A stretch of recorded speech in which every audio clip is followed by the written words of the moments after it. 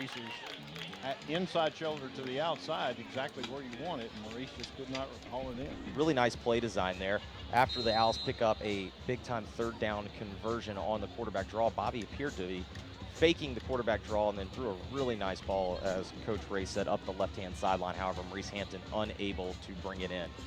Shotgun formation, twins to each side for Bobby Wade. T.J. Fillet, lines up next to Wade on the right-hand side. Here's the snap. Wade again going to fake the run. He's going to fire quickly on an out route. He's got Bolton up to about the 31. It's going to appear to be a gain of 8. So third and manageable now, Coach, for the Owls here. 5:01 remaining in the first quarter. A lot of things that you can call here, Jeffrey. From pass to play action to quarterback draw to handoff to the tailback. There are a lot of options in the offensive playbook. Officially a gain of 7, third down and 3 from the Owls from the Ridgeway 32 officially. Wade in the gun, twins to both sides. He now sends Bolton in motion to his right. Look here for a sprint out. That's exactly what it is. Bolton has the catch, crosses the 35, crosses the 25 down to the 21. Big time pickup for the Owls on the sprint out to Bobby Wade's right. Nice execution. We've not seen the Owls use a whole lot of motion the last couple of years, but that was very nicely executed. Good throw, nice catch by John. Good turn up for that first down. Thing you really like to see there, Bobby Wade hitting his man in stride. It was a gain of 10 for Bolton. First down and 10 from the Roadrunner 21. Wade again in the gun, trips to his right. He's going to throw a fade route up the right-hand sideline. He's got his man, and that's the very first touchdown for the Owls. Thomas Hayden picks up the 21-yard grab. Touchdown, Owls. Really nicely thrown by Bobby, and a nice route by Thomas. He had the defender on his hip to the inside. Ball was thrown over his shoulder to the outside. Nice grab. Great start for the Owls offensively. Really nice throw and catch from the Owls. Cannot say enough about the touch there from Wade, and a very, very nice catch over the shoulder by Thomas Hayden. On to attempt the extra point is Trey Thomas. It will be out of the hold of Sellers Shy. On the snap is Michael Jennings. Snap, hold, kick, all good. And the Owls have a 7-0 lead here in game 1. Again, the Owls, with 4:40 remaining in the first quarter, lead Ridgeway 7-0. You're listening to MUS Owls football right here on 790 ESPN. Nice. Official timeout. 14-0, not surprised. Who won? Yeah, it was. Wade's look.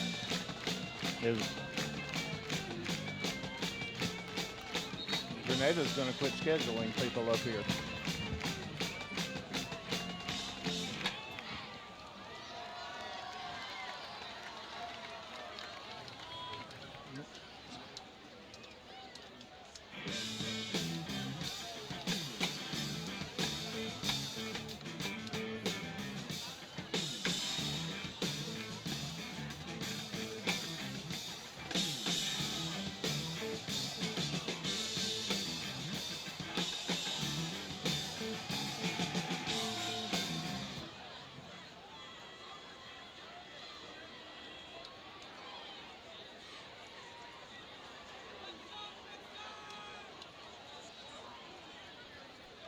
Jeffrey Wright joined by Coach Barry Ray here on ESPN 790. The Owls take their first possession of the year, and they march it down about, I believe, 59 yards after a 21-yard throw and catch from Bobby Wade to Thomas Hayden.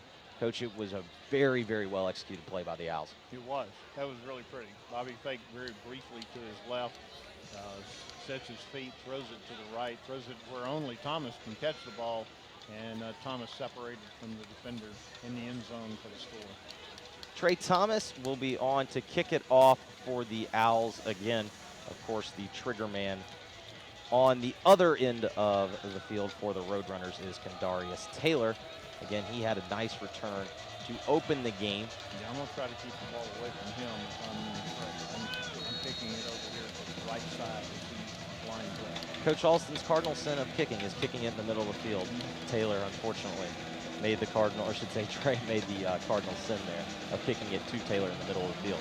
Thomas's boot is high and in the air towards the right-hand side, and this one's going to get into the end zone. No chance for a return there. Coach, exactly what you were looking for there. Nice directional kick. Well, that's the kind of thing that we do with Trey. When I was talking to the coaches, I asked him if he had the ability to put the ball in the end zone consistently on kickoffs. They said, well, he's right at the end zone. And you put it 5 to 10 yards deep in the end zone, that's one thing.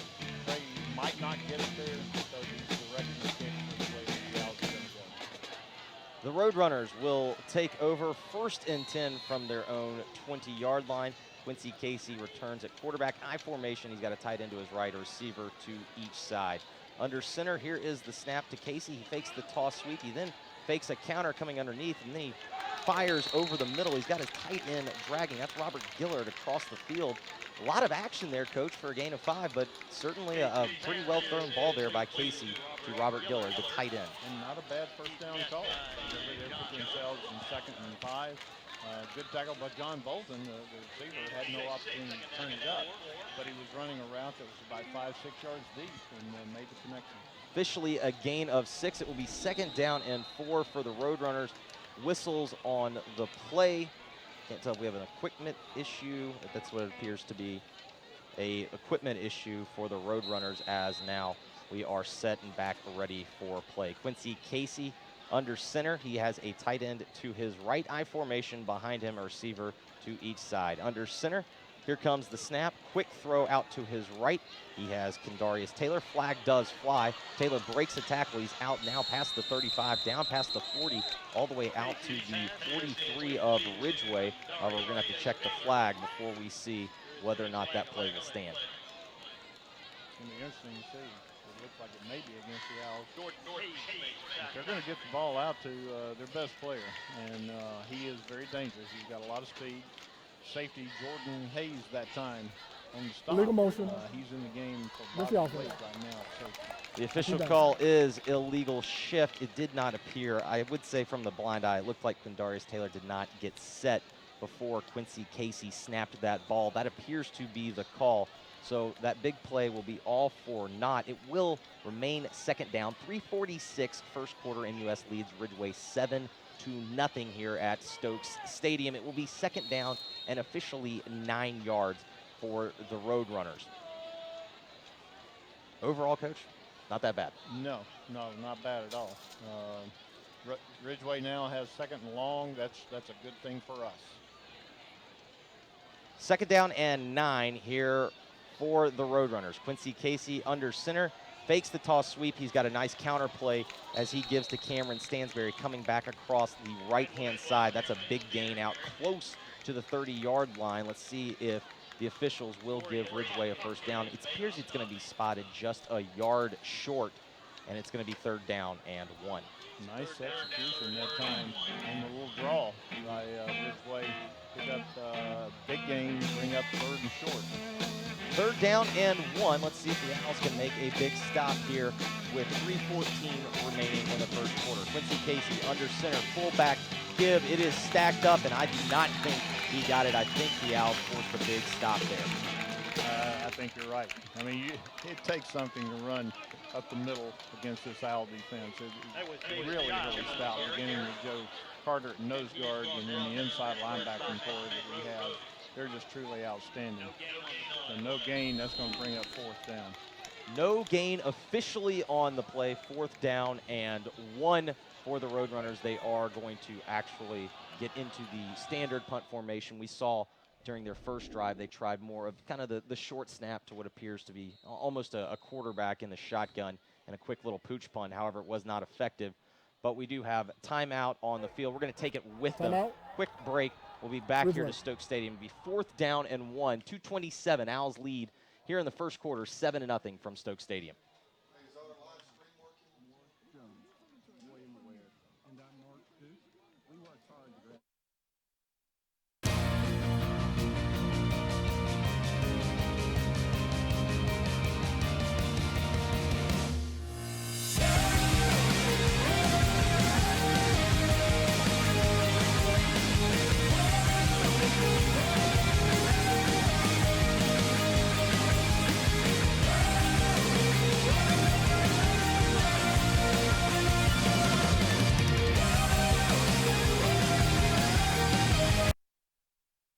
they were going to get in a spread punt formation. However, head coach Duron Sutton sends his offense back onto the field. 4th down and 1. The Roadrunners in the I formation. They have a tight end to the right. Quick snap, give off the left-hand side. He is stacked and met up. It appeared Matthew Rhodes got in there. It's going to depend on the spot. If it is the spot on the official on the near side, I think he's got it. It's going to be close. If it hits the 30-yard line, then that'll be a first down, and they have marked it as such. Huge gamble by Duron Sutton. It is going to pay off as the Roadrunners are officially given a first down. It was not by much. It appears the tip of the football is touching the 30-yard line. However, based on the rules of the game, that is all you need. First down and 10 for the Roadrunners here. 2:26, clock is now rolling. I formation, Quincy Casey under center. Quick throw out to his right. He's got Taylor. However, Taylor appeared was going to get stopped up by Maurice Hampton. However, Maurice Hampton overruns the play, and Taylor's got another big gain as he's going to get 11 yards up the right-hand sideline. It's going to be first down and 10 for the Roadrunners. And Jordan Hayes again from his safety position making the tackle. So really the play aided by the fact that Maurice Hampton tried to kind of come up, and it almost appeared that the throw was almost offline enough that it almost affected the angle of Hampton. However, Taylor able to pick up 11 big yards. I formation, under center give on first down and 10. However, flags do fly, and it appears we're going to have motion here for the Roadrunners.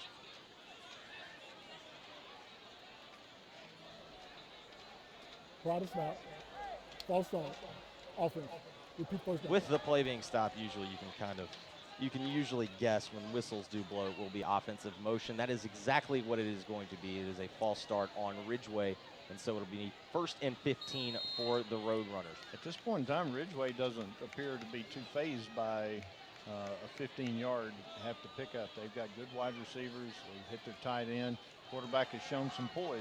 I formation, under center is Quincy Casey. He's going to make a quick 3-step drop, throw a quick out route down the right-hand sideline, down the Owls sideline. It's caught, and that's going to be a nice gain.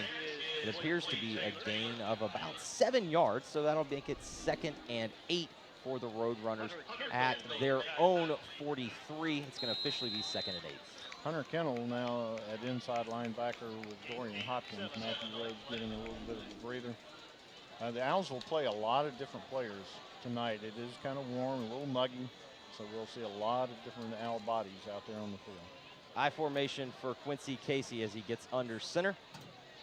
Here's the snap. He's going to throw out to his left. It was a quick look. It looked like it was going to be an out and up to Jalen Munger. However, some miscommunication on the Roadrunners' part as Munger ended up taking off, and Carter ended up looking like he was going to throw kind of to the back shoulder. However, nothing going on there. It's going to be 3rd down and 8 here for the Roadrunners from their own 43. If, in fact, the route that the receiver ran was what was planned, Dakari Scott had it covered quite nicely.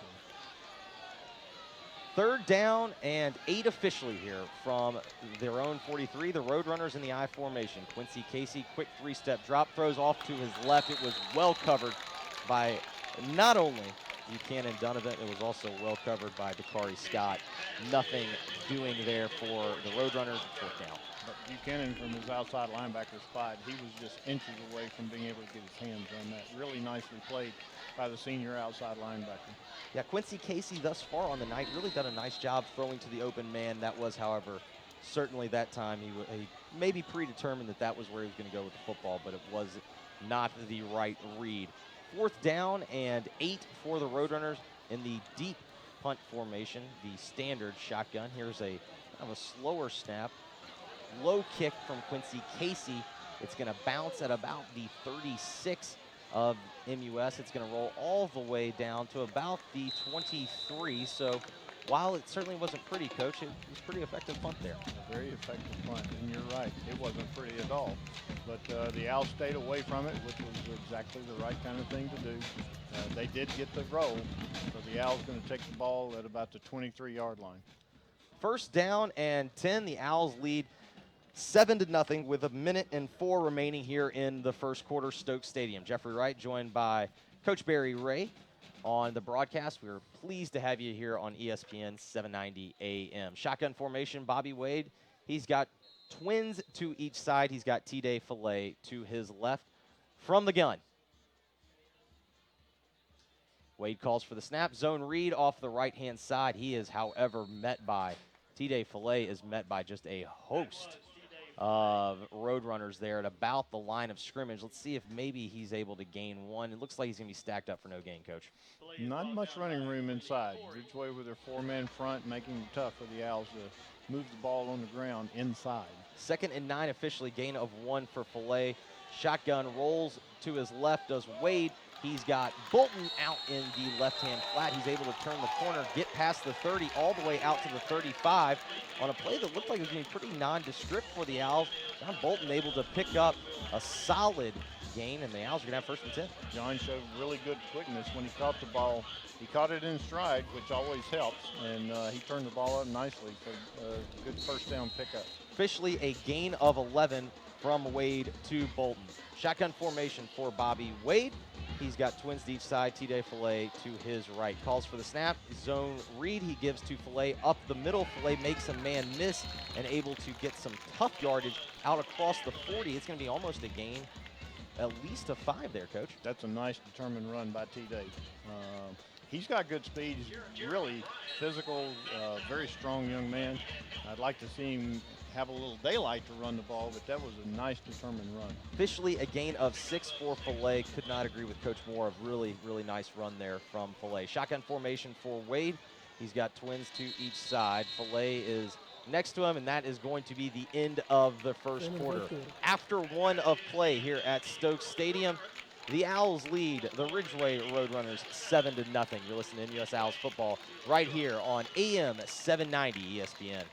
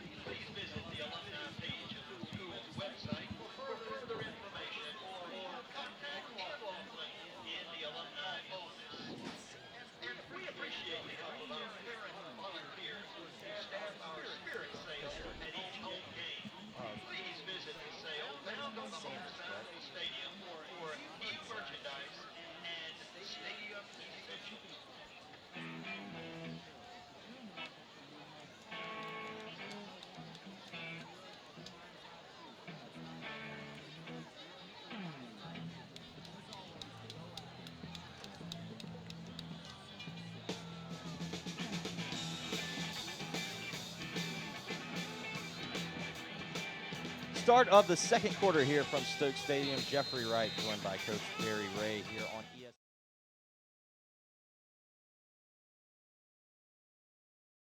We officially get back to action. It will be 2nd and 4 for the Owls from their own 41-yard line. Inverted veer from the shotgun formation for Bobby Wade, receiver to each side. Here comes the snap. He fakes the give. However, pressure forces him to get out of the pocket almost immediately. It's kind of a busted play. He ends up trying to find, it appears, Maurice Hampton up the left-hand side. However, the pass is going to fall incomplete rather innocently. Good pressure from Ridgeway, but I do think that was an intended fake run and an intended throw to Maurice. Jeffrey, that's a new formation for the Owls. They have 3 backs in the backfield. It's kind of an inverted wishbone, with the tailback being the deepest one in the pistol behind the quarterback.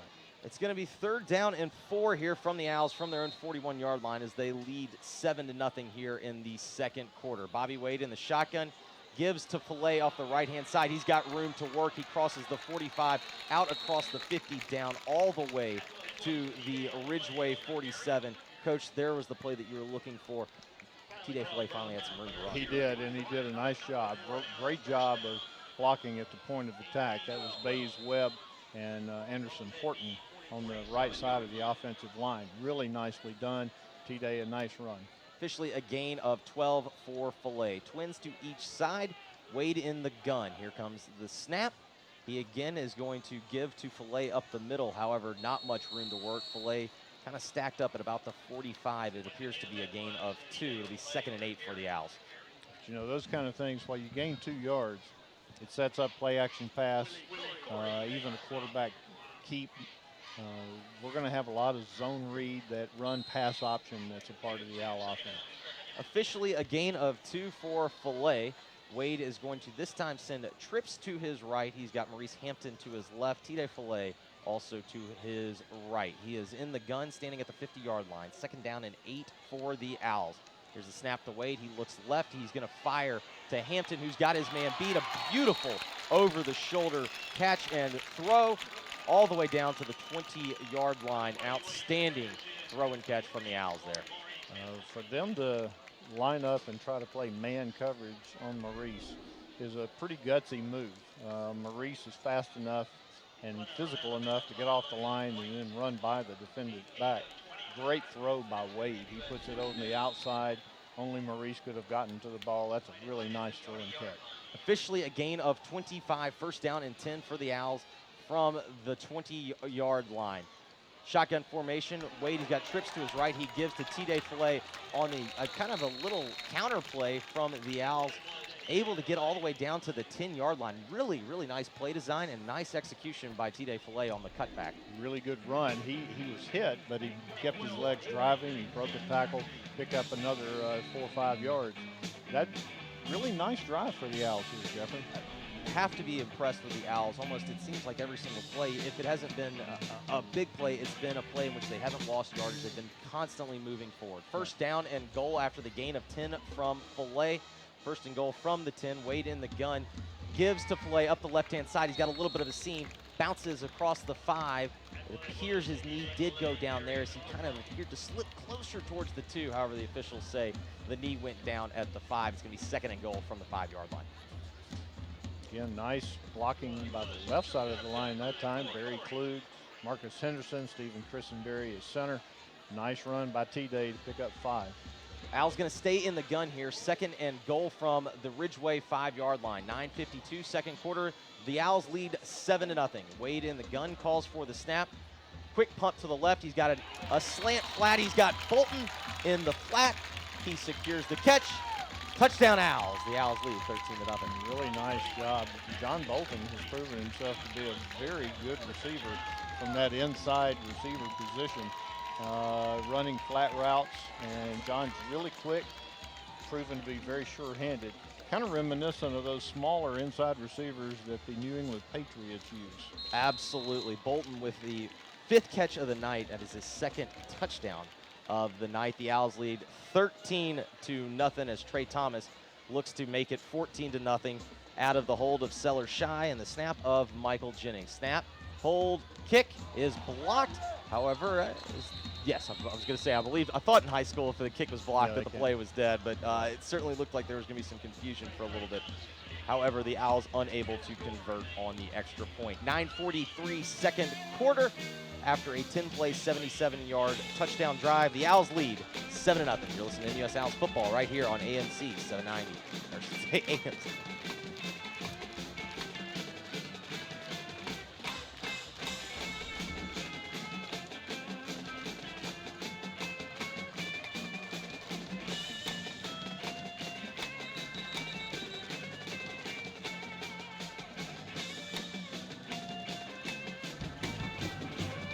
This is timeout.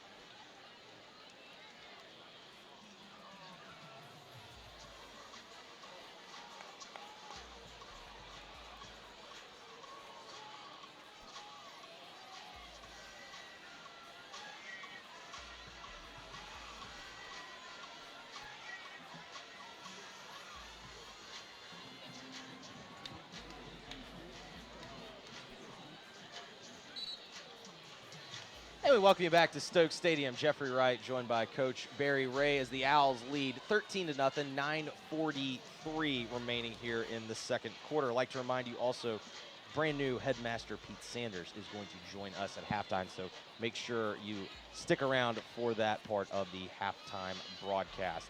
Bobby Wade, 7 of 9, 83 yards, 2 scores, an outstanding start, Coach. if you're thinking about your senior year. That's kind of how you want to start it. Absolutely, and he is showing the kind of poise that you would expect out of a senior. The captain, the quarterback, Bobby's an outstanding player. Trey Thomas has the ball teed up at his 40 as he will be kicking towards the south end zone. Thomas appears to come set. He's ready. Ball meets foot. He sends it deep towards the right hash mark. However, Kendarius Webster is going to be able to take it at the 2, out quickly across the 20, all the way up to the 32-yard line. Coach, he made up some ground in a hurry there. He's an outstanding athlete, Jeffrey. He's got a lot of speed. He's very, very smooth in his gait. Great hands. I can see why the University of Oklahoma is excited to have his commitment. It really was a unbelievable play. It was almost as if, Coach, like he kind of caught the ball to where he could spin backwards to get forward momentum going as he went up the right-hand sideline. He quickly got out to the 32-yard line, officially a return of 29 yards. First down and 10 for the Roadrunners from their own 33-yard line. 9:35 to go here in the second quarter as the Roadrunners trail 13-0. First down play, toss sweep to the right. However, the Owls have it stacked up pretty good. Unable to get a whole lot of room there was Cameron Stansberry. Good defense for the Owls on the perimeter. We've got outstanding outside linebackers, 2 inside linebackers that can run. You're going to have a hard time getting to the edge against the Owls. Officially a gain of 3. Dorian Hopkins appeared to be the man that was on the scene first for the Owls. Second down and 7 for the Roadrunners from their own 36. Quincy Casey with an I formation behind him gets the snap again. Toss sweep to the right. However, different running back in that time. It's Jonathan Holmes, the 5'7 speedster, out across the 40-yard line. Let's see where it's going to officially be spotted. It appears it's going to be at the 42. It's going to be third down, about 2 yards, Coach. And we've got a little substitution going on. Try to bring in some fresh bodies. It's warm out there. Good run by Ridgeway. I thought the Owls had originally read that and came up very nicely to take that on, but running back did a nice job to avoid the first person, picked up a nice gain. Officially going to be a gain of 6. It's going to be third down and 1. I formation for Quincy Casey. He gives off the right-hand side to the speedster Holmes, who has a lot of running room as he crosses the 50 and gets all the way down to the MUS 46. Flags do fly late, so we're going to have to see what the mark is, Coach. It appears the mark is going to be right at about the 46-yard line, also the spot of the football. And we're either going to have Personal foul. Blindside block. Looks like that's a signal. So we're going to move that back 15 yards. I'm not sure where the foul occurred. It was one of the back officials that threw the flag. But that young man showed some serious speed to get outside, Jeffrey. He was the quick substitution, and you could tell as soon as they brought in young Jonathan Holmes, a 5'7", 160-pound junior running back, you could tell that they were trying to get him the ball on the outside. They were able to do so there. It worked pretty well. However, a personal foul penalty right around the back end of the play. You'd have to assume it's a late hit. It's going to give the Roadrunners third down and 4 from their own 39. I formation for the Roadrunners. Quick toss sweep again to Holmes on the right-hand side. He's got another big gain. It's going to be close to a gain of 10, but it's most certainly going to be a first down for the Roadrunners. Really nice execution on the sweep. And you put the ball in that young man's hands. He has extremely quick feet and very fast. The Owls need to shore that up. First down and 10 as the Roadrunners have yet to cross midfield this possession. However, they have the ball at their own 48, first and 10. I formation for Casey. He's going to fake the give to Holmes. He's going to fire deep, looking for Taylor. However, he is unable to come up with the throw. Overthrew Taylor by just maybe a yard or two. However, Coach, Maurice Hampton right on his hip. He was right there. That would have taken an extremely good pass because Maurice had great coverage, but that young man is a tremendous wide receiver, and he's not small. No. He is a good-sized young man, and if it's a jump ball, that's going to get interesting between Maurice and Taylor. Taylor listed 6'2", 185 in the program again. The commitment to the University of Oklahoma. High formation, Quincy Casey from his own 48, toss sweep to Jonathan Holmes. However, this time Holmes does not find any room as Matthew Rhodes says hello pretty quickly. I believe that's Joe Carter. Joe Carter obviously Yes, getting through there. Yeah, nose guard Joe Carter. Joe read that, defeated the interior block, and got out wide. That was a great play by the senior nose guard. That was a fantastic play by Carter there. Again, a loss officially of 2. It's going to be 3rd down and 12 for the Roadrunners. 7:07 remaining here in the second quarter. MUS leads Ridgeway 13-0. Carter from the shotgun, 5-step drop, looks to his right, gets pressure now. He's scrambling out to his right. He's run out of room. He's going to be shoved out of bounds. It appears the line of scrimmage. However, Carter just did not have any time to throw their coach, and the Owls able to force 4th down. Great coverage downfield. He had no one open, and as he was looking downfield, the pressure began to get closer and closer, and finally he ran out of the pocket and was pushed out of bounds. Nice job by the Owl defense. Maurice Hampton appears to be going deep to return the kick of Quincy Casey. Casey appears this time going to go more in the standard punt formation. We've seen a couple of pooch kicks, or I should say we've seen one pooch kick and one straight snap from the Roadrunners. That appears he's going to be deep here, about 12 yards deep. Here is the snap, back to Casey. The kick is away, a low line drive. Hampton calls for a fair catch at his 31, and that is where the Owls will take over 1st and 10. Jeffrey Wright, joined by Coach Barry Ray here on 790 AM ESPN. The Owls lead the Roadrunners of Ridgeway 13-0. 6:47 remaining here in the second quarter. 1st down and 10 for the Owls. The Owls have scored on both possessions thus far. They have held the Roadrunners scoreless on both possessions. Officially a punt of 22 yards by Quincy Casey. Shotgun formation for Bobby Wade. Trips to his right, man to his left. He's going to give to T-Day Filet off the right-hand side. T-Day quickly cuts it back across the 35. Appears to be a gain of about 3 for Filet. And T-Day, when he puts his foot in the ground and turns it upfield, he was pretty decisive in that cut. We'll take 3 yards to start with, but Ridgeway, they have been a little tougher against the run than I think maybe what we had expected. Really muddled it up front. Mm-hmm. First, I should say, beg your pardon, 2nd down and 6 for the Owls, officially a gain of 4. Wade is in the gun. He's got twins to each side. He has Filet to his right, calls for the snap, fakes the give to Filet. He was looking to throw. However, he ends up tucking and running, quickly gets up across the 40 before he slides down. It appears, Coach, he slid down about a yard short of the 1st down. It's going to be 3rd down and very short here for the Owls. It'll be 3rd and 1. Nothing Coach Austin would like better than for this to be a clock-consuming drive that'll culminate in a score right as the clock hits 0 for the halftime. Not give Ridgeway, they have shown some explosiveness, so being able to maintain ball control is very, very important. Really have to also tip your cap to Ridgeway. They certainly, it's their first game of the year, as you've mentioned, that they haven't had a ton of practice time coming in. They certainly have not been overwhelmed by the moment. They've certainly come to play here. They're here to compete, and hats off to them. They are going to bring out the chain, as the great Vern Lundquist would say. Stretches it out, and it appears it is going to be just a bit short, so it'll be 4th and inches for the Owls.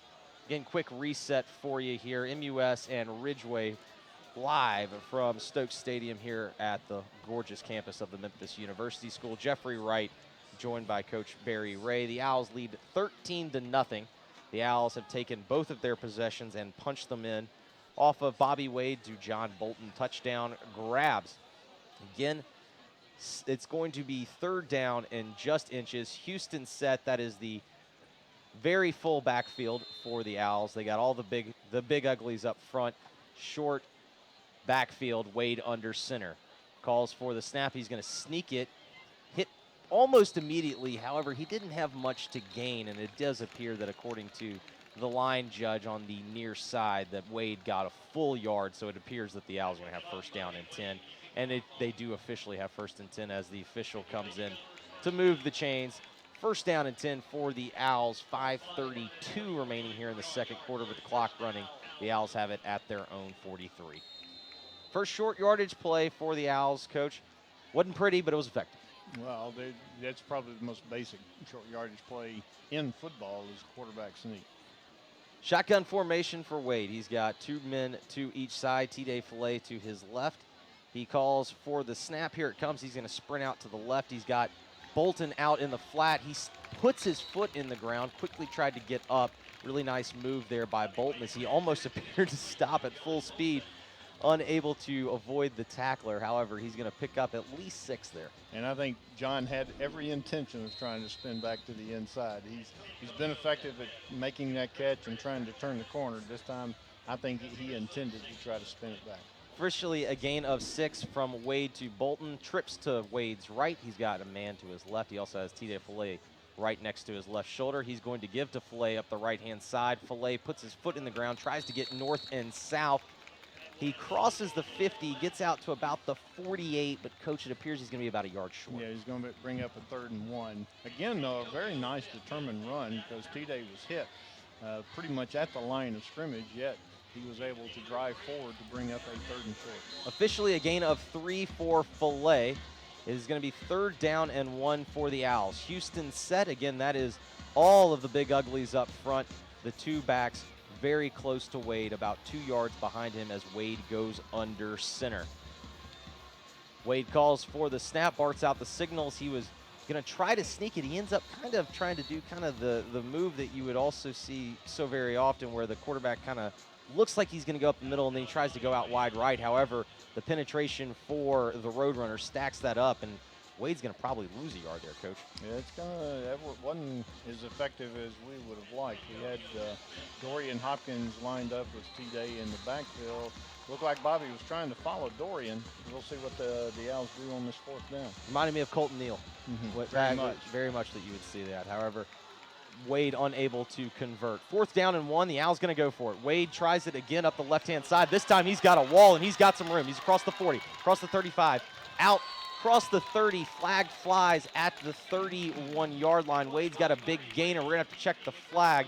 You would think, based on, Coach, where the flag came from, you'd think holding, but we'll have to check the mark. It's going to be interesting. Dorian Hopkins was out there trying to block, and we'll see if that flag was on him for some reason, but really nice run by Bobby. Blindside block, 41, gets the offense.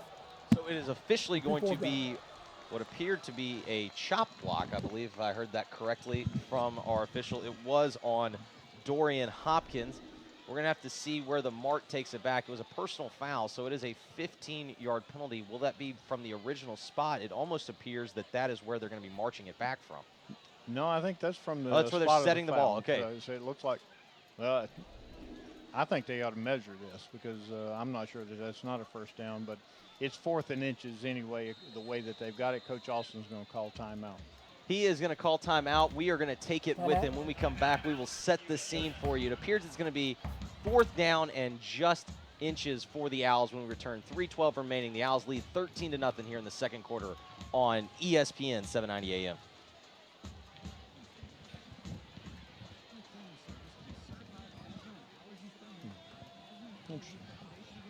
I didn't see it. Did you get him in the back? Dixon Hughes Goodman is a proud supporter of MUS and has provided service and guidance to the school for more than 20 years. Like MUS, Dixon Hughes Goodman has a rich Memphis history. We are celebrating 63 years of providing customized, comprehensive solutions that go far beyond traditional accounting. Dixon Hughes Goodman salutes the MUS Owls in their 2017 football season.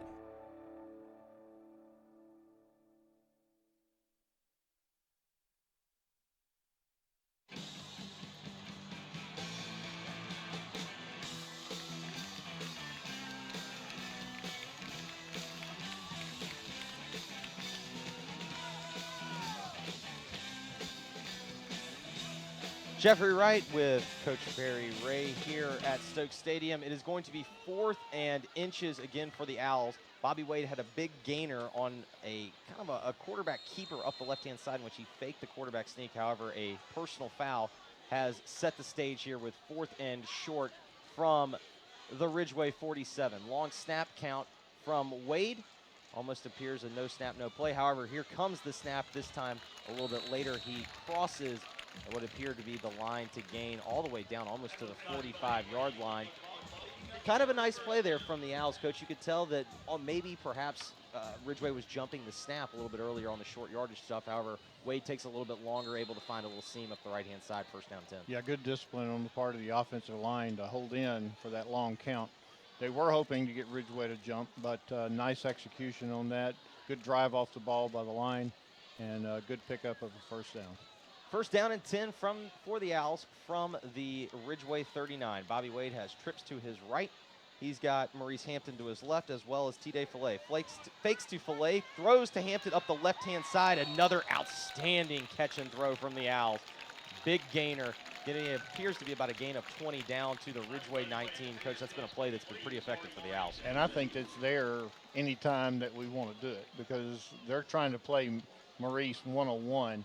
And if Bobby he actually kind of underthrew that ball. Had he thrown it a little further, I believe Maurice takes it right down the sideline.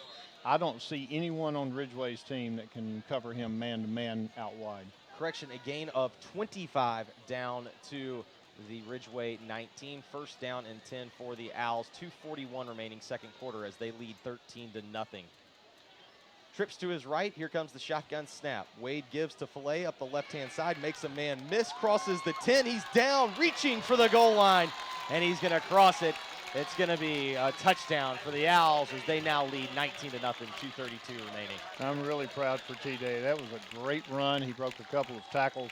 He was not going to be denied. So nice run by the senior running back. Officially a run of 19 yards for T-Day Fillet, his first touchdown of the year. The Owls lead 19-0. Again, 2:32 remaining here in the second quarter. Trey Thomas on to attempt the extra point. His last extra point attempt was blocked as the Roadrunners got some pretty good pressure up the Miller.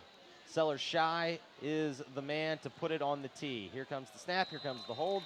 All three of which are good, as is the kick. And that was much better timing than the last extra point attempt, Jeffrey. 11 plays, 68 yards. It results in a touchdown, and the Owls lead 20-0. 2:32 remaining second quarter. You're listening to MUS Owls football right here on ESPN 790.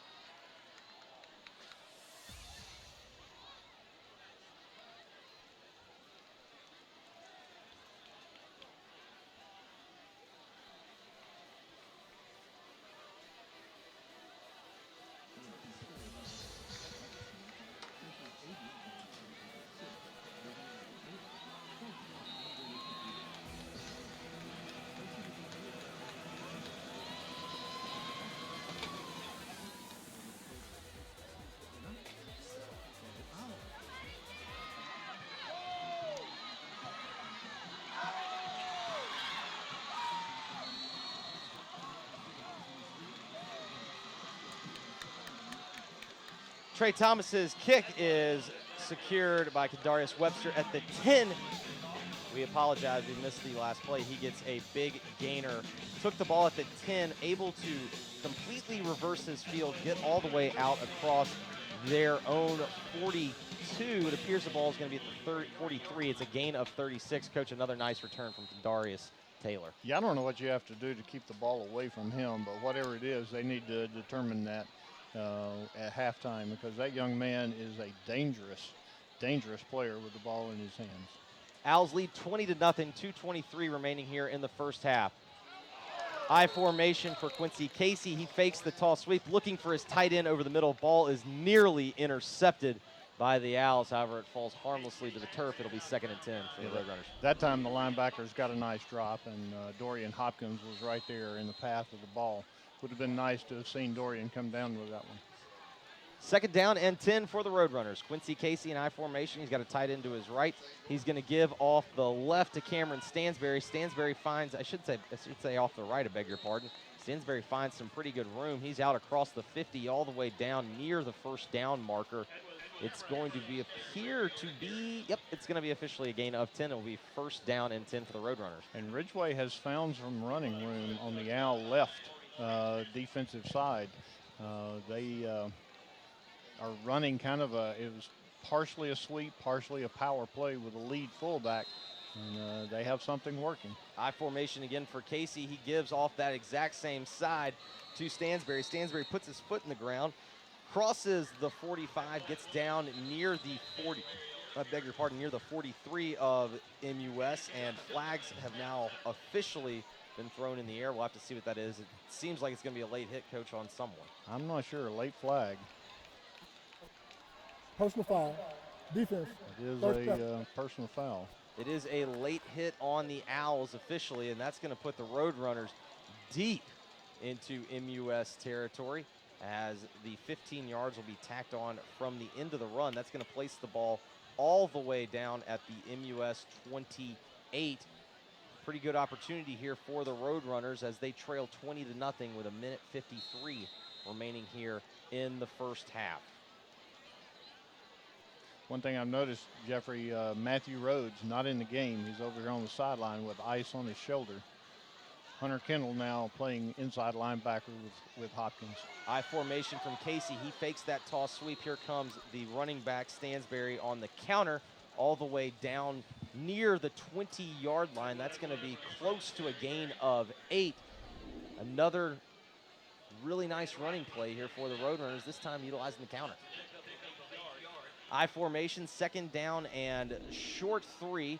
The give to Stansberry off the right-hand side is first met by Buchanan Donovan near the line of scrimmage. He maybe gained 1. It's going to be 3rd and short for the Roadrunners. Now Donovan looked like maybe Trey Thomas also there on the play. We've officially got to the 1-minute remark, 56 seconds remaining here in the 1st quarter.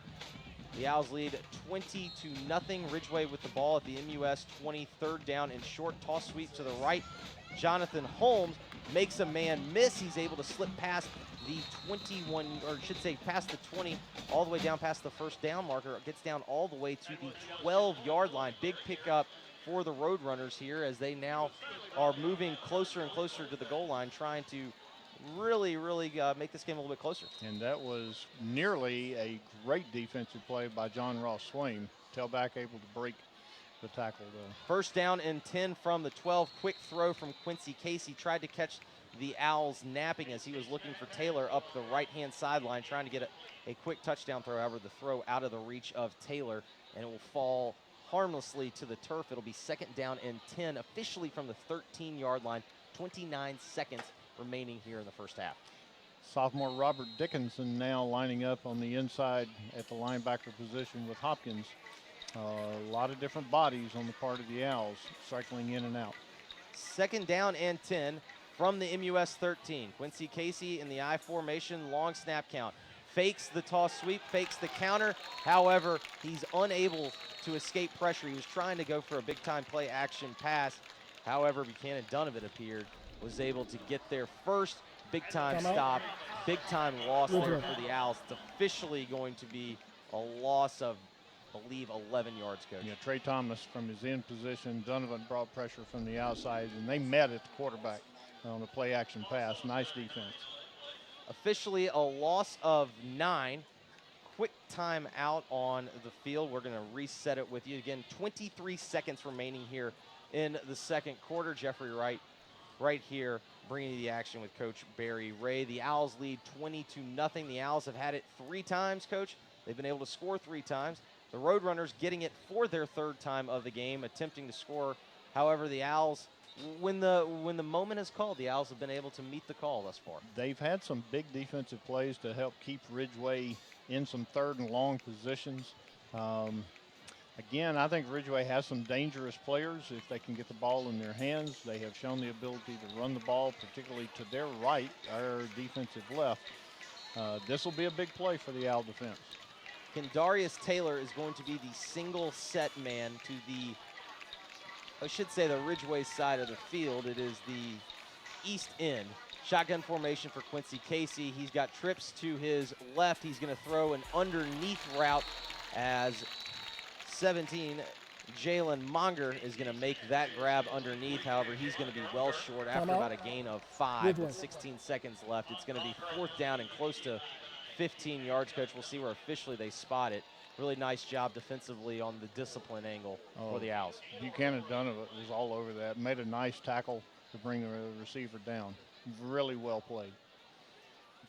Timeout here at Stokes Stadium. We'll take a quick one. We'll be back in 30 seconds with you right here. The Owls lead 20-0. 16 seconds remaining here in the first half on 790 ESPN.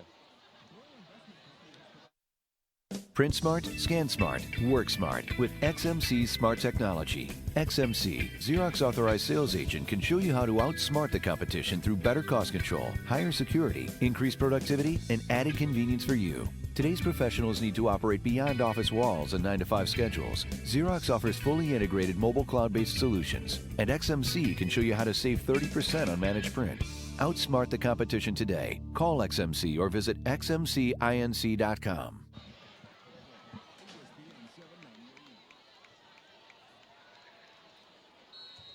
Fourth down and officially 15 yards to go for the Ridgeway Roadrunners. Shotgun formation for Quincy Casey. He's got the ball at the MUS 19.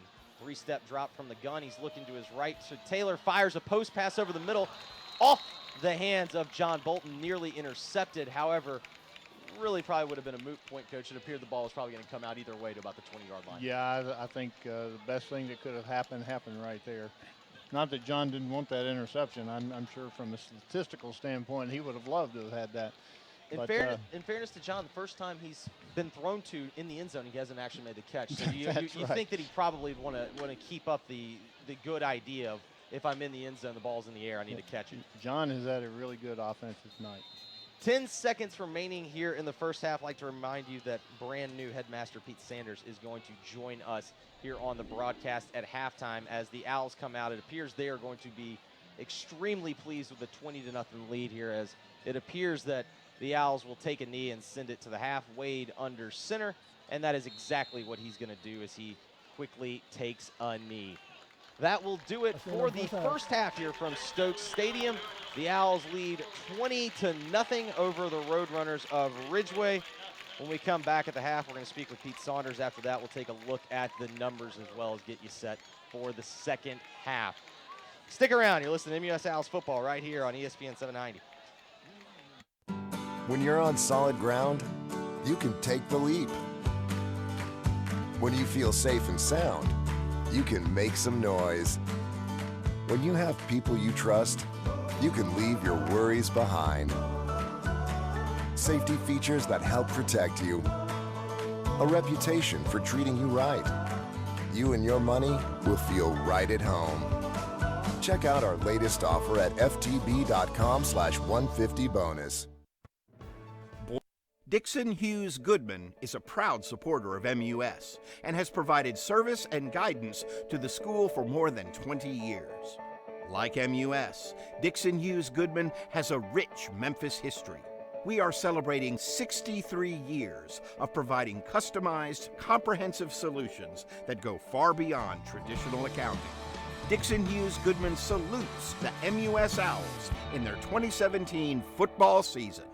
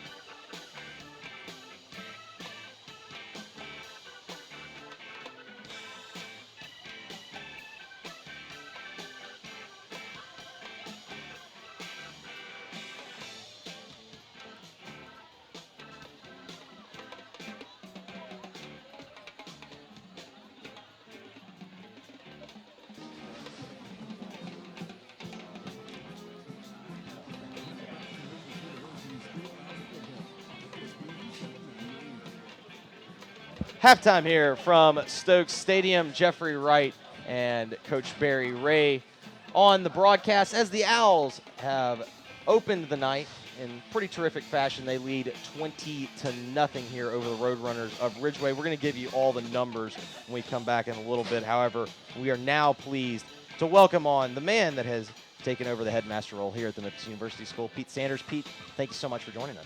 Great to be here. Great atmosphere. What has been the atmosphere for you? What have been your first impressions from your first very game here at MUS? Well, the atmosphere is just fantastic. School spirit, the turnout. A lot of people here early to tailgate and take in the spirit of things. It's just been great.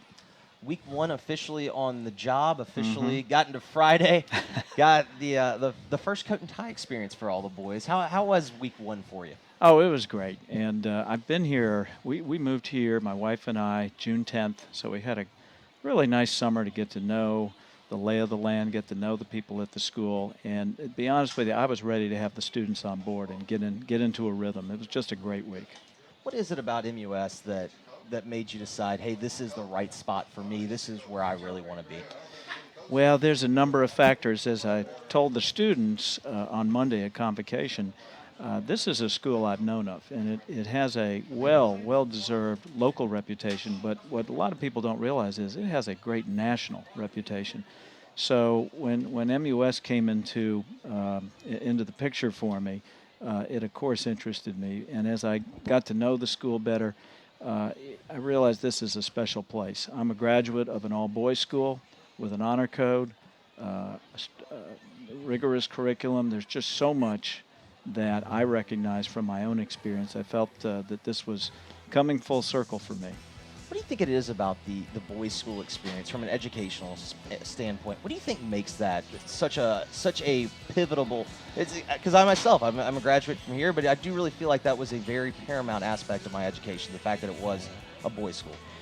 Well, adolescence can be a challenging chapter in one's life, and I just know from my own experience there have been a number of studies out there I could pull out for you, but I think it's very clear that to be able to come to school without distractions, with all that's out there right now, all the social distractions plus add social media, there's something about coming to a school where you're not as self-conscious as you would be in a co-ed school. And I can say that from experience. I've been at some very good schools. They were all co-ed. And I can tell you this, whenever I had to have a boy in my office for this or that, oftentimes it was just because they were acting up in front of girls. I don't know how else to put it, but there's just something about a boys' school, the focus, the camaraderie, and the spirit that you don't find in a co-ed environment. Pete Sanders, the new headmaster of the Memphis University School, joining us here on the broadcast. Again, the Owls lead 20-0 here at halftime. We got about 9 minutes remaining on the clock before second half action gets underway. And then, Mr. Sanders, I want to also ask you quickly as we wrap up, been any surprises for you as you think about now that you've actually seen the first full week? I don't know if it's so much a surprise, but it really was confirmed to me just how big a footprint this school has in the Memphis community. The number of graduates, alumni who come back to Memphis, live here, contribute to the life and betterment of this city. So one person told me, you'll soon find that MUS has Memphis covered, and it really does, because as I got to meet people, I met all of our trustees. In most cases, I visited them in their offices, and it was every stop along the way there was one or two MUS grads down the hall or on the floor below. This school just has a big footprint in this city. It's quite remarkable. Pete, we wish you the best of luck. We really thank you for your time tonight. Thank you so much. That is Pete Sanders. He is the new headmaster here of the Memphis University School. When we come back after a quick break, Coach Ray and I will take a look at the first half numbers. Again, halftime here at Stokes Stadium. The Owls lead 20-0. You're listening to MUS Owls football right here on AM 790 ESPN.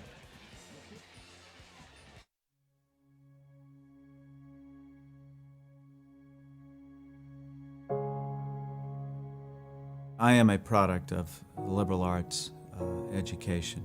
starting at web school and then later in college. And I can think of no academic program that prepares one more for the challenges of this century. If anything, we need to have people who are quick on their feet and have a broad and sense of what is all that is out there. And the eclectic nature of the liberal arts makes people ready for the changes that they're going to face, and give them a skill of anticipation, which I believe is one of the key skills for the 21st century.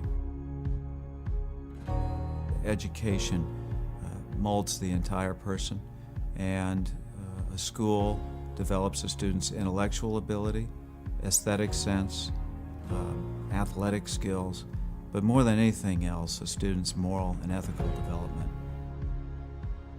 My athletic director and coach at the Webb School, where I went to school, always said that the academic dog wags the athletic tail.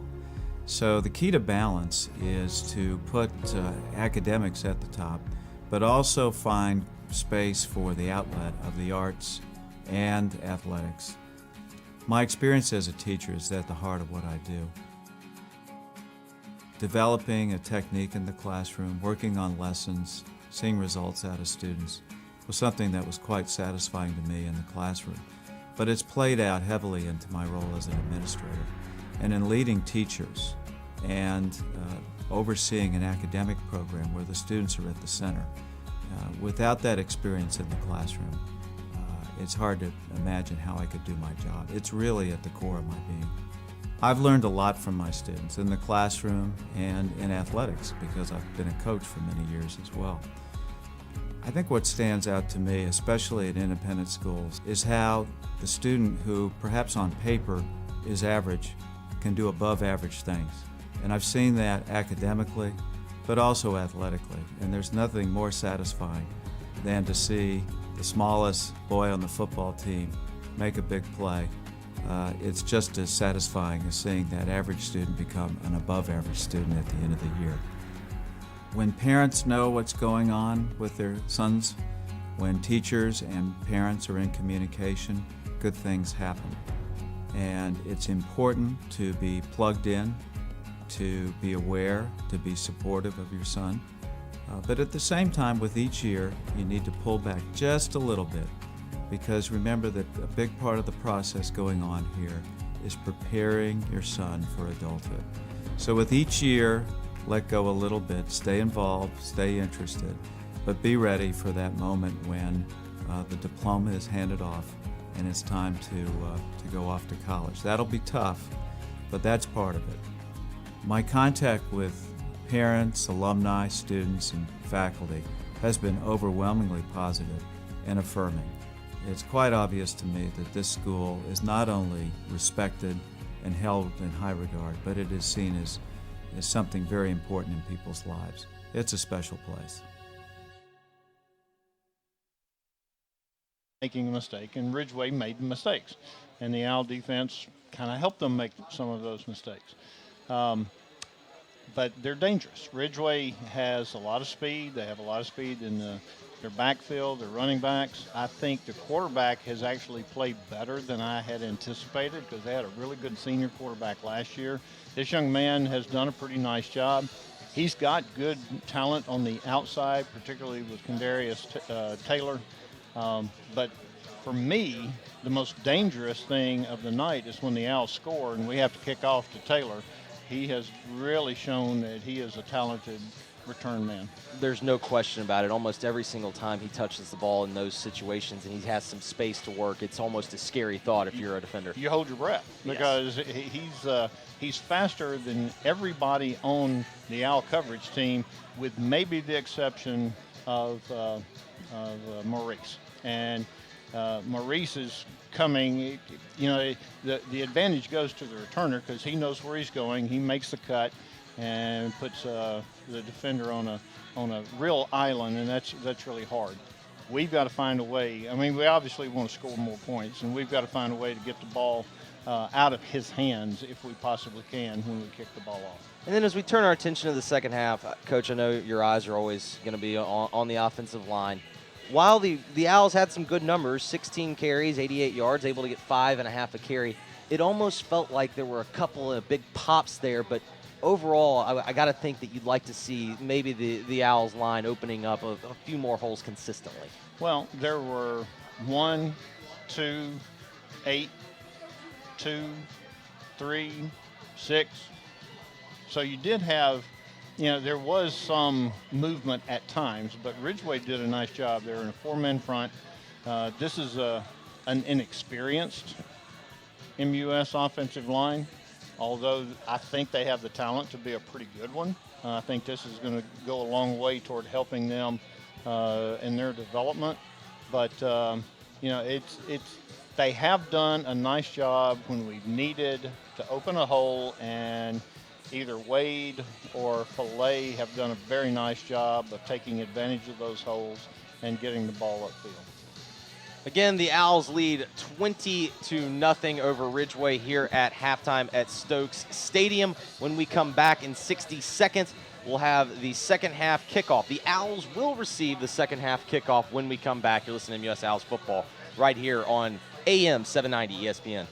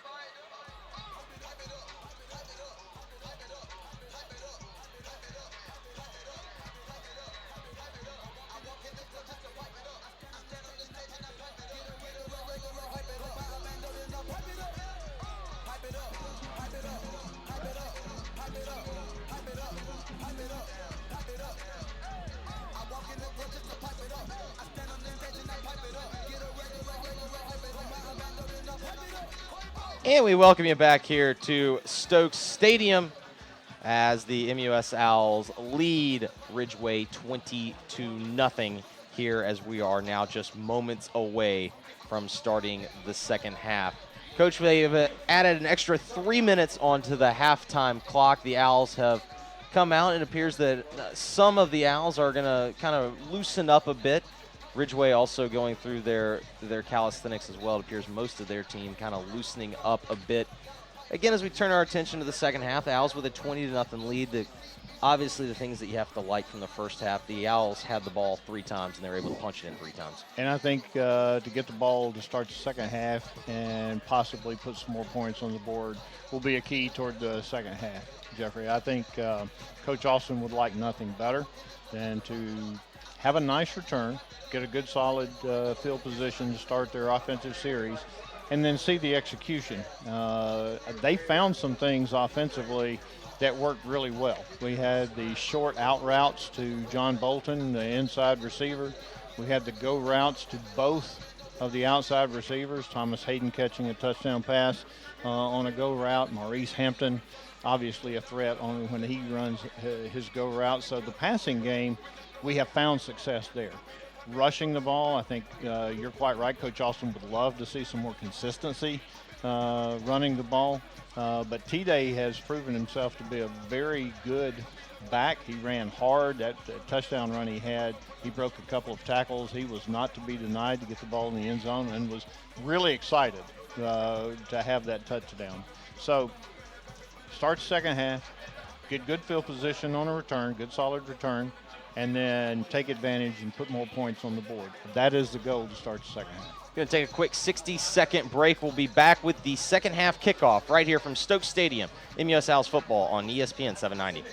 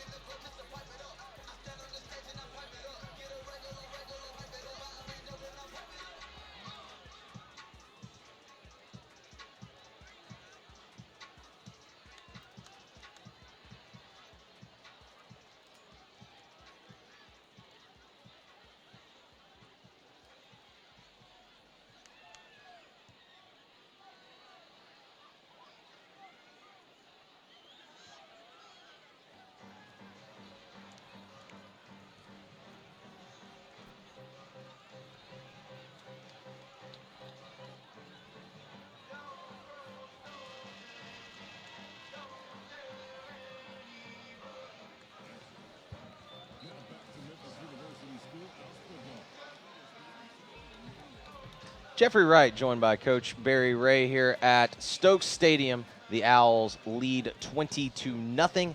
The Owls won the opening coin toss. They elected to defer the option towards the second half. In the second half, they elected to take the football.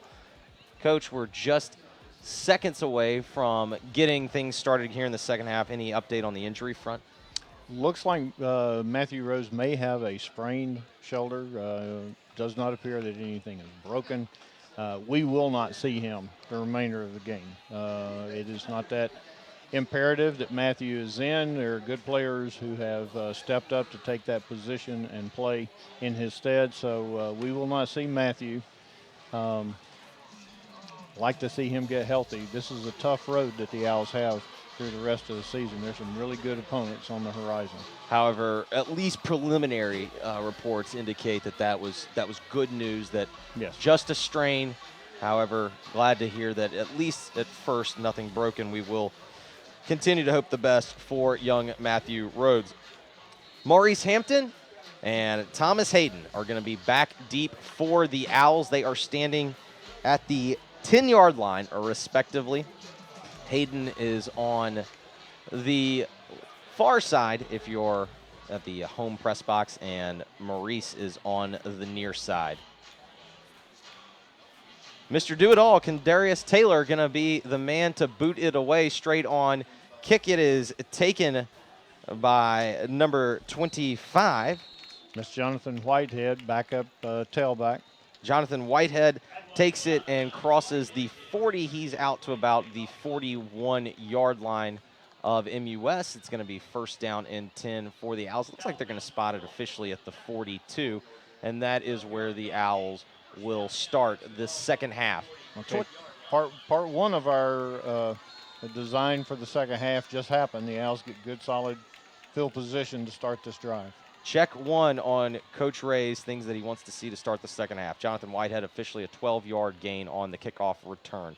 Shotgun formation for Wade. He's got twins to both sides. He gives to Filet, who's got a seam up the left-hand side, makes a man miss, crosses midfield, gets out to about the 48-yard line of Ridgeway. Coach, just another outstanding run from T-Day Filet. He showed great patience because Ridgeway had gotten a little bit of penetration. He was able to break the tackle at the line of scrimmage and then made a nice move. He just about spun out of the tackle that brought him down. I really like the word that you've used to describe the way that he's run tonight. It's been determined. He's put his foot in the ground, he's gotten north and south, and he's really run the football hard. And if you're a coach, that's exactly what you'd like to see. Absolutely. And T-Day's got those kind of skills. He's a strong runner. He's got good speed. And really had a nice opening game. Officially a gain, a 9 for Filet, 2nd and 1 for the Owls. Shotgun formation for Wade. Quick pump fake, looks to his right, comes back to his left. He's looking for Hampton up the left-hand sideline, underthrown a bit, and that ball is going to fall incomplete. However, not a bad opportunity there, Coach, to take a shot. It's second down and very, very short. Why not take a shot there? And that's what the Owls did, however, unable to come up with anything. And if Bobby had had just a second to set his feet a little bit better, he would have put that ball just a little further.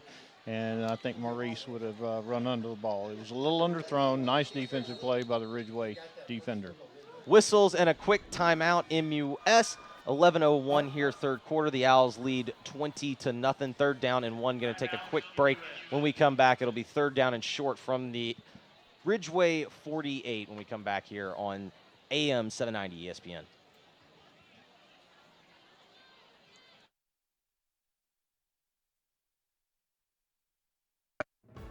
Boyle Investment Company, providing excellence in real estate since 1933, is proud to celebrate our 84th year of serving the Memphis area. We not only offer the best in office, retail, industrial, residential, and mixed-use real estate. We also have 8 MUS alumni on our team. For more information about locating your business or home in a Boyle community, call 767-0100 or visit our website at boyle.com. They've crossed midfield. They are at the Ridgeway, officially the 49-yard line of the Roadrunners. It's third down and 1. It's going to be the short yardage Houston set for the Owls. Bobby Wade going to be under center as The Owls are going to look to pick up the first down quickly. Here's the snap. Wade looks for room up the left-hand side. Finally finds a little bit of a crease, dives down to the left. It appears that he's going to fall close to the 45-yard line. Maybe going to spot at the 46. But, Coach, nice play there by Bobby Wade. Yeah, and again, he showed good patience. He kind of took a step backwards, kind of gathered himself, saw where the hole was, and then stuck his nose in and got that first down. It's going to be trips to Wade's right this time. He's going to put T-Day Filet on his left. Maurice Hampton is the single receiver to the far side of the field. He now moves Filet over to the right. Wade in the gun, calls for the football. Movement up front early. Coach, there's something about that play that just didn't look right from the start. Bobby didn't look comfortable, and then you could kind of see on the line it kind of showed. Yeah, and that it really is the first big-time mistake offensively for the Owls to start this drive. Those are the kind of mistakes that just drive coaches crazy. Those are mental mistakes, and you hate to have those kind of things. 10:25, third quarter. The Owls lead 20-0. They have taken the opening possession. They've crossed the 50. They're now back in their own territory as it's first down and 15 from their own 48. Shotgun formation for Wade. He gives to Filet off the right-hand side. He's found a seam. He's crossed the 40, finally getting tripped up. Looked like he had one man to beat, couldn't do it. But, Coach, another determined run from T-Day Filet. Nice job of blocking at the point of attack by the Owl offensive line. The two left linemen pulled and led up through. T-Day cut behind them. He had some open room. He was trying to get to the outside here to the Owl sidelines. Came very near doing that. Officially a gain of 12 for Filet. It'll be second down and 3 for the Owls. T-Day Filet, 12 carries, 84 yards, and a touchdown thus far. An outstanding start. Shotgun formation, sprint out for Wade to his left. However, pressure gets in his face. He tried to escape, however, unable to do so. He's going to be knocked down back at the 46-yard line. That's going to be a loss of about 7, Coach. Running to your left as a right-handed quarterback is a hard thing to do, and because you have to rotate your shoulders, and that's very, very difficult. Ridgeway, to their credit, got good pressure to the outside. Really nothing much Bobby could have done with that ball. Owls were 4 of 5 converting third downs in the first half. This will be a 3rd and 10. This will certainly not be the high percentage conversion for the Owls. Let's see what they come out with. Wade's got twins to each side. T-Day Filet from his right. He's in the gun. Comes out looking left. However, he gets immediate pressure. He looked to probably just try to throw the football away. However, he's brought down back at the 38. Flags fly. He tried to get rid of the football. It's going to be grounding. That was a screen pass. It was covered quite nicely by Ridgeway. Again, nowhere for Bobby to do. So that's a loss of down and yardage. The Owls will have to punt for the first time tonight. Scotty Burnett will be on to punt for the Owls. Officially, I believe that's going to be let's see, I believe it's going to be a 12-yard penalty, Coach. After the sack, it'll be a spot of the foul, I believe. Yes, it is. See, officially, I think now it's going to be a 17-yard loss. Scotty Burnett is in punt formation. Liam Turley will rip it back to him. Waiting on the other end of the field, Kendarius Taylor. That is a man that, Coach, you probably would like to avoid.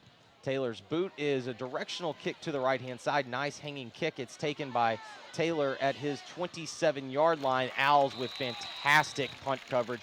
Good punt there from Scotty, as well as great coverage from the Owls. They're able to keep Taylor from getting away. Almost no gain on that return. Buchanan Donovan and Sean Fitzhenry on the tackle, the two starting outside linebackers. T-Day Filet was one of the first people down and caused the returner to have to kind of change direction. Again, good coverage. That was a good kick by Scotty Burnett. Really, really pleased. The Owls missing their punter from last year as he broke his hand earlier in practice. We hope Daniel Shoemake will be back with us by mid-season. I formation for the Roadrunners. Quick step, quick throw out to the left-hand side from Quincy Casey. He was looking for Jalen Monger. However, he's unable to come up with anything. Couldn't tell, Coach, if that ball got tipped or if it was just thrown to the inside. Well, Buchanan Donovan was right there in front of the receiver and had his hands on the ball. He just couldn't bring it in. But Ridgeway had brought their tailback around to the outside. That could have set up a little hook and lateral right there on a completion. 2nd down and 10 for the Roadrunners from the MUS 28. I formation is Quincy Casey. Running back kind of tiptoed, flag flies. I believe you're going to see motion there. Casey on a bootleg out to his right. He's got no one home. He's going to have to flip that out. Coach couldn't see if there was a receiver over there. Maybe could have the double penalty. It's going to be interesting. Legal motion. He did throw the ball beyond the line of scrimmage. Maybe that's a factor. But he got rid of the ball because Dorian Hopkins from his inside linebacker position had a beeline on him.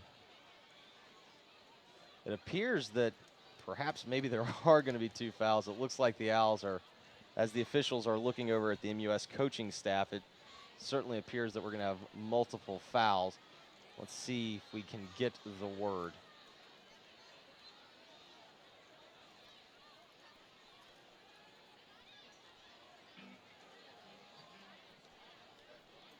Officially waiting. We apologize.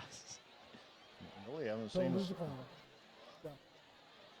So it was illegal motion. The Owls elected to decline the motion penalty because it was 2nd and 10. That's going to bring up 3rd and 10, and it's going to force the Roadrunners into a passing formation. Quick eye formation, flip out to the right to Taylor. Maurice Hampton comes up quickly in an attempt to hit him. Taylor able to escape that. However, the Owls quickly corral him. It's going to be almost no gain. However, it looks like a late flag over near the Ridgeway sideline. It's going to be interesting to see what that is. Maurice is down. Looks like he's cramping. He grabbed his toes, pull them back, keep him from cramping up. It's hot out there, and Maurice has played both offensively and defensively. He's run a lot, so I'm not surprised that we're seeing some cramping here on a hot night. With Maurice Hampton taking an injury timeout, we'll take it with him. We'll be back in 60 seconds here. Owls lead 20-0, 8:08 remaining in the 3rd quarter. You're listening to MUS Owls football on ESPN 790. Well, we've got not.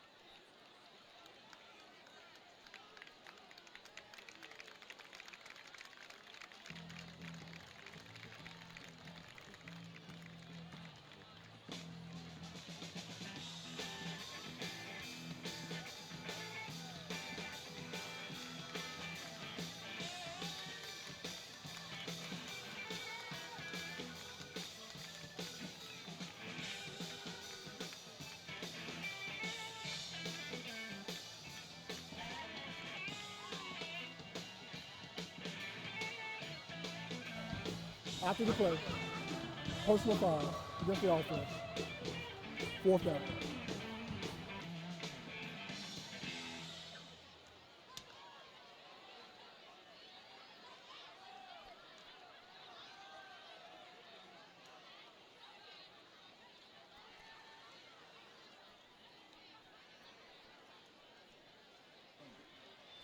Jeffrey Wright, joined by Coach Barry Ray here as the Owls lead 20-0, 8:08 remaining in the 3rd quarter. It's now going to, it is going to be 4th down and long. There was a big penalty on the last play. We'll give you a quick update of what happened. The quick notes to know are that Maurice Hampton and John Bolton both walked off of injuries. It appeared that it was going to be a late hit out of bounds on a 3rd down and 10 play against the Roadrunners. A late hit has now forced it to 4th and 24, and Quincy Casey's back in punt formation for the Roadrunners. Sophomore Will Portera deep for the Owls. Here is the snap. The kick by Casey is off and away. Portera calls fair catch. He makes it at the Roadrunner 44, and that is where the Owls will start their 2nd possession of the 2nd half. Okay, that first drive didn't exactly happen the way the Owls would have liked to have seen it. I know Coach Austin would like to see that cleaned up. And it really started with an offensive penalty for a loss of 5, and then from there things kind of went downhill. You never know when a penalty like that can discombobulate the timing and change the course of the drive. Sellers Shy and Scotty Burnett check in at receivers with Hampton and Bolton on the sideline. Shotgun formation for Wade. He's got Filet to his right. He has twins to both sides. He calls for the snap. Here it comes. There is movement on the line. We'll have to see which way it goes first. It did appear, Coach, that Marcus Henderson moved the Owls' left tackle, but the question is, was he drawn off? Yeah, they called offsides on Ridgeway. And I know that Coach Egger is going to talk to Marcus about staying disciplined because you never know how that call is going to go. Certainly do not leave it up to the judges. Just stay in your stance and make sure that you get the call. However, the Owls do get the call. First down and 5 for the Owls from the Ridgeway 39. Wade in the gun. Zone read to Filet. He is stacked up quickly behind the line of scrimmage as big number 55, Maurice Campbell of the Ridgeway Roadrunners, met him pretty quickly at the line. Looks like there's a little confusion on the part of the offensive linemen. They're talking with each other. Someone may have busted an assignment. It'll be 2nd down and 7 now for the Owls. 7:35, third quarter, as the Owls are trying to add to their 20-0 lead here in the third. Shotgun formation. Bobby Wade got twins to both sides. Sprint out to his right. He was looking for the out route. He was looking for Thomas. I should say he was looking for Trey Thomas in the right flat. However, Trey was essentially tackled right at about the 35. Oh, yeah, it's going to be defensive holding. Number 15. I think the defender, he decided this inside route to the out is we're not going to let that happen again. So he basically just tackled Trey, as you said, and the Owls get the call. It appears it's going to be it will be a 5-yard penalty from the spot, automatic first down, I believe. Let's see, as the umpire steps it off, it's going to be a 10-yard. So it'll be a 10-yard penalty, he's marked off 15. No, we'll take. No, he's going to back it up to 10. Okay, I didn't feel quite as bad when the umpire decided that he knew about as much of the penalty as I did here. That was a 12-yard penalty, according to our statistician Dax Torrey. However, it will be a 1st down and 10 for the Owls. They're going to have the ball just inside the Roadrunner 30. Let's see where it's officially spotted. They're going to call it the 29, so we will too. 1st and 10. Wade is in the gun. He has receivers, should say 2 receivers, 2 each side. T.J. Filet to his immediate right. Shotgun formation, gives to Filet off the left-hand side. Filet makes a cutback. He's got a lot of room. He crosses the 25, crosses the 20, down all the way to about the 17-yard line. Another really, really nice run from T.J. Filet. T.J.'s having a very good night, and when you have that kind of run, it's because the guys up front have occupied the defenders, and T.J. takes advantage of where the hole is. He has a lot of latitude to look for where the hole may be, and nice job of selecting the hole that time. Really been impressed with T.J.'s vision and his cutting ability tonight. Officially a gain of 12. Wade in the gun. He's got trips to his left, a solo man out to his right. He's looking for Thomas Hayden on kind of the back shoulder throw right at the pylon, unable to come up with it. The throw just a little bit high, a little outside too. Pretty good coverage that time by the Ridgeway defender as well. But I like that.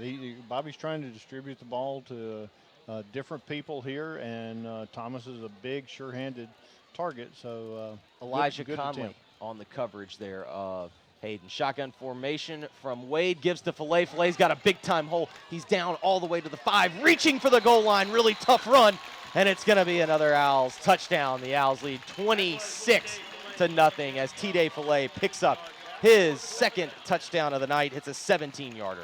Nice effort by T.J. Good job of blocking at the line of scrimmage. And T.J. just, again, was not going to be denied, Jeffrey. He got hit at about the 5-yard line, but he was going to get the ball in the end zone. On the night, T.J. Filet, 15 carries, 111 yards. They've all been well-earned.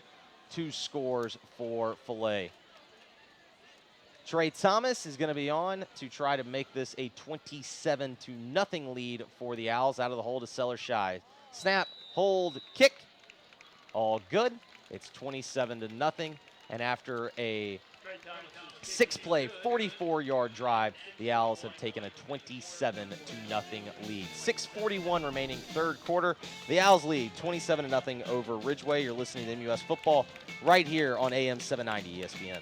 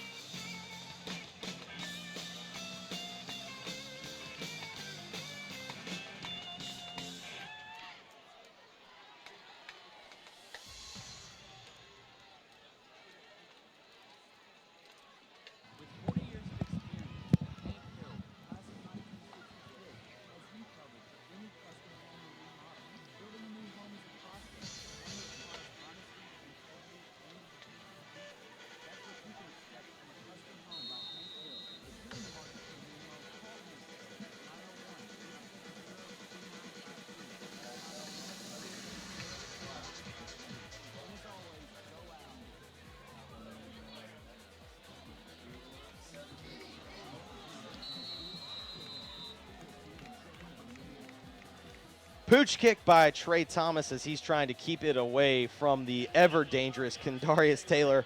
However, Coach, Taylor's still able to corral it at about the 18, gets all the way up to about the 30, but a directional kick, and there wasn't much of a chance for Taylor to take that one to the house. No, didn't give him much room, but I tell you what, I don't know that you can kick it anywhere within the boundaries. Other than the end zone. And he doesn't have a chance to get to the ball. If it's on the field, he's got a chance to get it. I agree. I formation for the Roadrunners. Quick throw out to the left.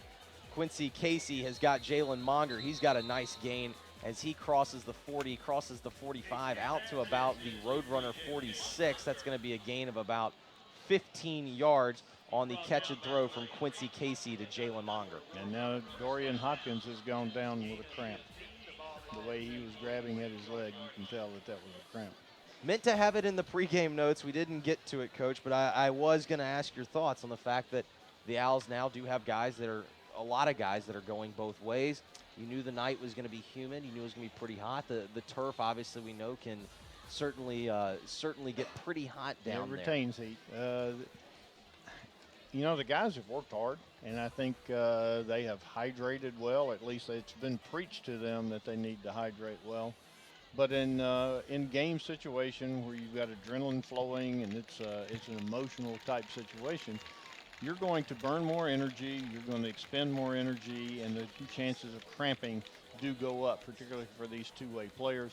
But a lot of bodies have been on the field tonight for the Owls, and I think that's important for a depth development standpoint for the rest of the year. Now the Owls are going out there without their first two starting inside linebackers, and you've got two sophomores now on the field at inside. Robert Dickinson and Hunter Kendall. I formation, quick throw from Quincy Ross. He's going up top, looking for Taylor on the far end of the field. However, Taylor unable to locate the football, and that's going to be 2nd and 10 as that pass falls incomplete. And Maurice was right there eyeballing the receiver the entire way. The big key is don't let the young man behind you, and there was no way he was getting behind Maurice. This has been a pretty good challenge for Maurice because he's had to go with this receiver regardless of where he lines up, and he's had to cover him man pretty much all night, and he's done a pretty good job. I formation again for Casey. Quick throw. He's going to find his back. That's probably going to be a lateral out of the backfield as Stansberry gets to about the 45. Let's see if he gets back to the original line of scrimmage. It appears that he got close. Most likely going to be a gain of nothing, and that will officially be a lateral. Really nice play by John Ross Swain, who's in the outside linebacker position that time. John Ross came up, broke down to allow no gain on the play. So 3rd down and 10 officially from the Ridgeway 46. Casey under center, I formation, looks to throw to his right. However, he's going to tuck it and run, and he's not going to be able to get anywhere because Joe Carter, the nose tackle, the man that has been causing havoc all night, continued to do so. Yeah, did a nice job of coverage downfield. There was no place for him to throw the ball, and when he tried to bring it down and run with the ball, Joe was right there. Coach, you said at the beginning that he had the opportunity to really cause some havoc tonight. Thus far, you've essentially been prophetic in that. Well, he's a good player. He was a really good player for us last year. Joe is smart. He's experienced. He's quick. He plays very, very low and uses leverage. He is an outstanding high school defensive lineman. Officially going to be a gain of 3 for Quincy Casey on 4th down and 6. The Roadrunners looked like they were going to do the short punt. However, they elect to go for it. Casey immediately gets pressure in his face. Has to just flip it out to Cameron Stansberry. Stansberry unable to get past midfield, and that's going to be a turnover on downs. The Owls will get the ball back just at midfield. And that's a nice job by the Owl defense. You've got several starters who were on the sidelines, and the people who came in did a very, very nice job on that defensive series. Also checking in for the Owls, Thomas Hayden is going to be at the near side at the wide out position. Matthew Rogers is going to be the inside receiver on the near side. Aiden McKay, the inside receiver on the far side, and as well as Maurice out wide. Shotgun formation for Wade. He's going up top. He's looking for Hayden. However, the ball thrown just a bit too wide. It's going to fall incomplete. Coach, he had his man beat. He certainly did. Thomas has run a nice route. And Bobby's done a nice job of throwing those balls all night long. That may have been one of the weaker throws for him because he threw it out of the field of play, and it gives your receiver absolutely no chance to make that play. If he keeps it in the field of play, that's a touchdown. Shotgun formation again for Wade. He's got twins to each side. He has T-Day Filet to his right. Wade barks for the signals. Here it comes. Filet on the give off the left. He plants his foot, tries to cut back right. However, unable to get out of the grasp of the Ridgeway defender. That's going to be a loss of about 3, and we'll call it 2. And that was a nice play by the Ridgeway linebacker. He shot a gap. T-Day tried to plant and come out the backside and did not have enough time or momentum to make that. Antonio Smith on the stop. He was the man that really did make the nice play. It's officially a loss of 2 for the Owls. 3rd down and 12 for the Owls from their own 48. Wade in the gun. He's got receivers, 2 receivers to each side. Shotgun formation. Here's the snap. Here's the throw. Looking for Hayden deep. He's got Hayden down inside of the 20. Appears that Hayden went out right at the 19, Coach. The play that they weren't able to connect on, they came right back to it, and this time Wade made the throw, kept it in the field of play. Really nice job there. And I think that was a really nice job of adjustment to the ball in flight by Thomas Hayden, because he had broken to the inside of the defender and then broke it back when he saw where the ball was thrown. And basically, he just ran to the catch. Thomas has good speed, nice throw and catch. Officially a gain of 33 on the throw from Wade to Hayden. Same formation again for the Owls. Receivers to each side in the gun for Wade, and he now flips T-Day Filet from his right to his left. Here comes the snap, the give to Filet off the right-hand side. Not much room as Filet was looking for a crease. He was trying to get behind Barry Klug coming around the end, just unable to really find anywhere to go. I'm impressed at Ridgeway's players. On a hot night, they have continued to battle, and it would be easy to phone the rest of the game in, but these young men are not doing that. And Coach Sutton, that's a credit to his coaching and his staff and to these young men. Ridgeway is going to win some ball games before the year is out, Jeffrey. They've got some really good players. 3:55 and rolling here in the third quarter. The Owls lead 27-0. Wade sends a man in motion. He's got a receiver. He wants to go deep. It looked like he was going to try that sprint out pass. However, he elected to go for it all, try to find Maurice Hampton. Hampton does secure the grab. However, he's out of the field of play. It'll now be 3rd and 10 as that pass will officially be incomplete. Again, I like the little wrinkle of the motion. The Owls have not used much motion in the last several years. To bring that inside receiver across the formation and to basically wind up in trips, you can really flood the zones. And Bobby had his choice. He chose to throw the ball deep to Maurice, but he had 2 underneath receivers that were open. Trey Thomas was the man coming in motion. He definitely had him in the flat.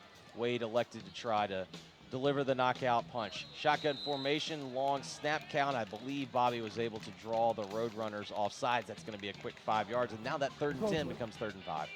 Number 59. And that's, again, good discipline on the part of the offensive line to hold their position. And smart play by the senior quarterback. We'll take those 5 yards anytime we can get them. 3rd and 5 beats 3rd and 10. I'm not a mathematician, but even I can definitely Yeah, I tell think you Las that. Vegas will tell you those are much better I odds. like those odds. That's now you're talking my speed, Coach. 3:41 remaining here in the third quarter. The Owls lead 27-0. Shotgun snap. Here comes Wade looking for Hayden underneath. He's got the catch right at the marker. Let's see where he's spotted. I think they're going to give it to him because it looks like he needed the 9. It looks like they're going to spot him at the 8. Yeah, he got the 8. That's a good little spot route right there. Thomas came off the line, spotted up. Bobby delivered the ball quickly to him for a nice pickup for first down. Really, really good timing on that. It was a catch and throw, and it was almost like the defender, who actually had pretty good coverage, just wasn't much he could do there as Wade threw a really nice ball on the outside shoulder, and Hayden ran a good route. Just turned around and made the grab, and he was able to extend past the line to gain, and it's now going to be first down and goal from the 8-yard line. The Owls looking to add to their 27-0 lead. 3:35 remaining third quarter. Shotgun snap. Wade fakes the give to Filet, going to carry it around the right end, and he's going to get all the way to the end zone. Touchdown Owls. The Owls, after an 8-yard gain, have now extended the lead to 33-0. And it was pretty close to him being brought down in the backfield. Ridgeway had brought pressure, but Bobby shows really good speed, a very good strength to get that ball in the end zone. Initially, we had identified, I beg your pardon, initially we had identified Michael Jennings as the PAT snapper. It is now going to be number 70 in your programs. It's Devin Malone, who was on to snap, hold to Sellers shy. The kick from Trey Thomas is good, and the Owls lead 34-0. 3:29 remaining here in the third quarter. The Owls have extended their lead 34-0. You listen to MUS football right here on 790 ESPN.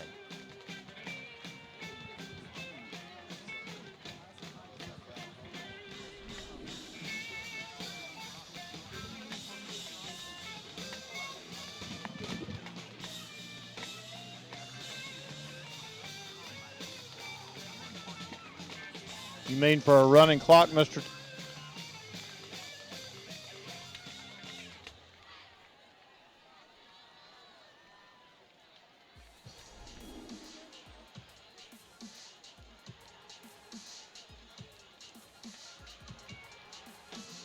Bobby Wade had 2 touchdowns on the night through the air. He finally adds one on the ground. He scores from 8 yards out on a quarterback keeper.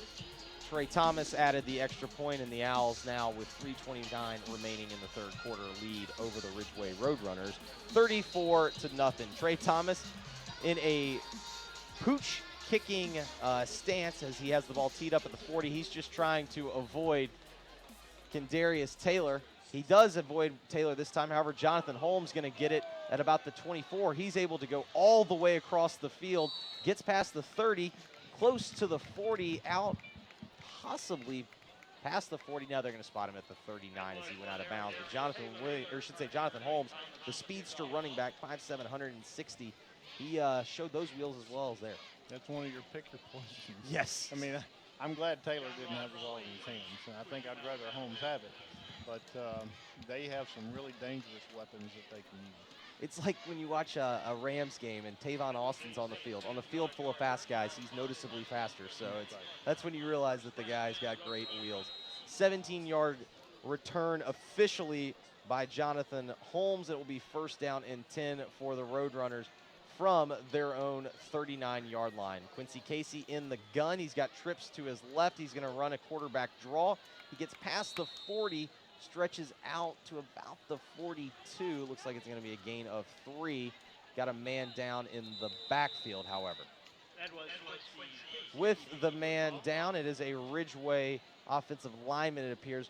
With a man down, we'll take the break with him. We will be back as the Owls lead 34-0, 3:09 remaining with an injury timeout here at Stokes Stadium. You're listening to MUS football on ESPN 790.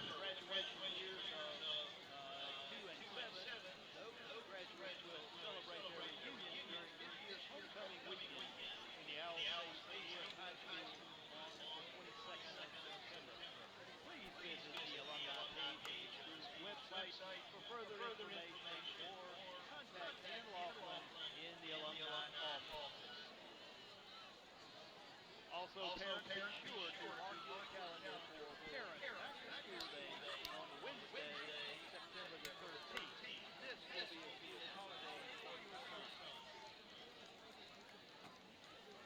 And finally, once again, we'd like to express our appreciation for the help of our parent volunteers who staff our Spirit Trail at each home game. Please visit the sale found on the side of the stadium for new merchandise. Caleb Jones, the Ridgeway Roadrunner offensive tackle, 6'3", 300-pounder, is the man that is being helped off of the field. 2 coaches helping him off on the field again.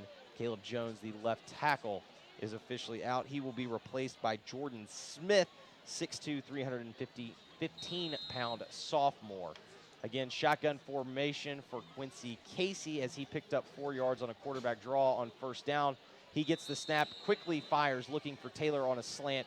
However, the pass had a little bit too much mustard on it. It was also a little bit too high. Taylor unable to make the grab, and it's going to be 3rd down 6. But that's dangerous. I tell you what, that young man, if he catches that on that slant and the safety misses him, he is off to the races.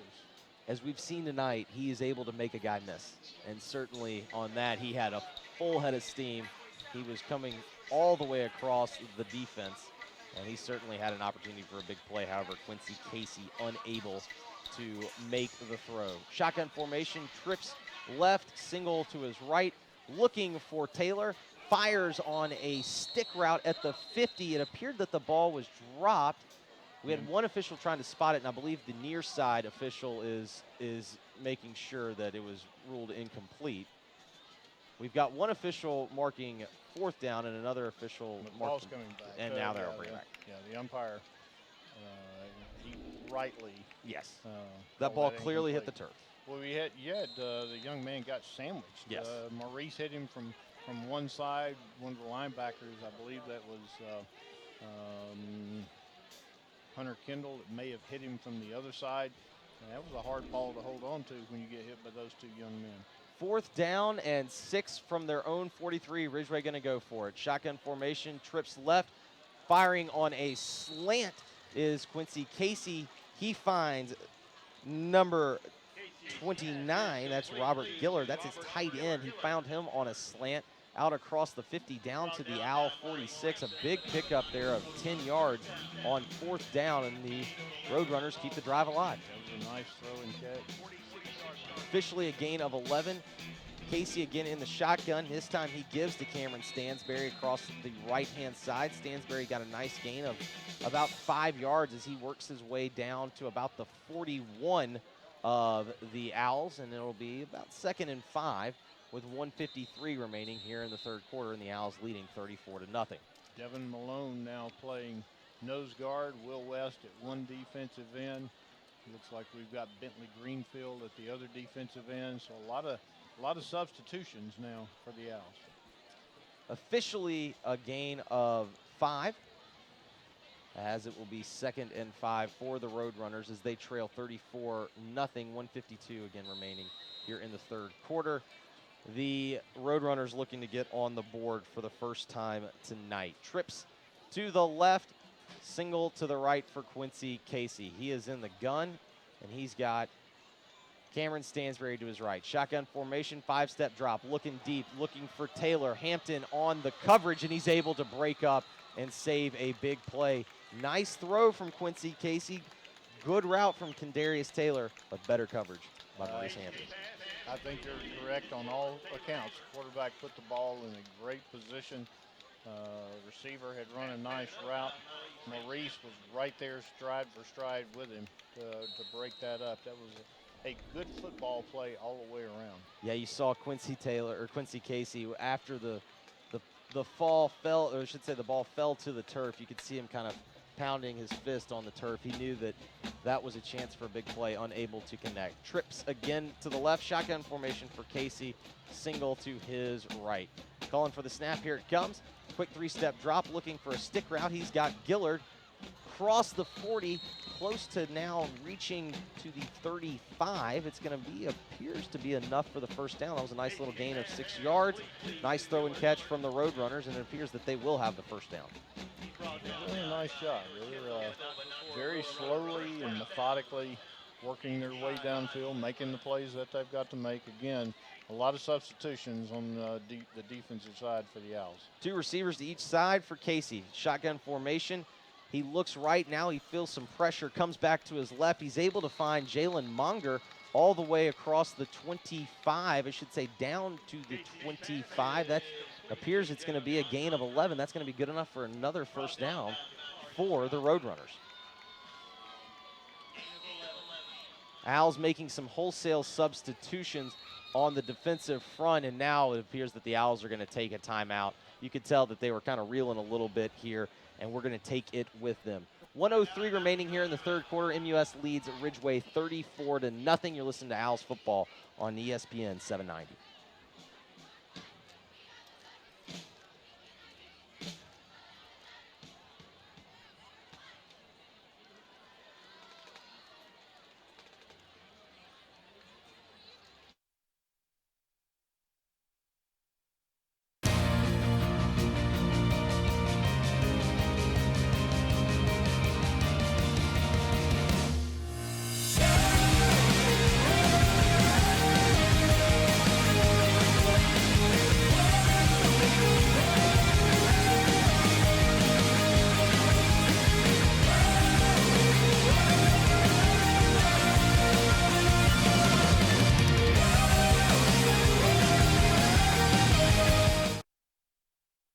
Owls are looking to open up the season 1-0 against the Roadrunners.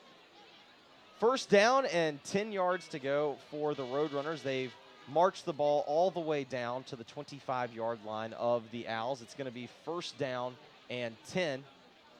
Trips to Quincy Casey's right, single receiver to his left. Diamond formation, it appears, to the right. He was going to throw a quick screen. Now he looks for the seam.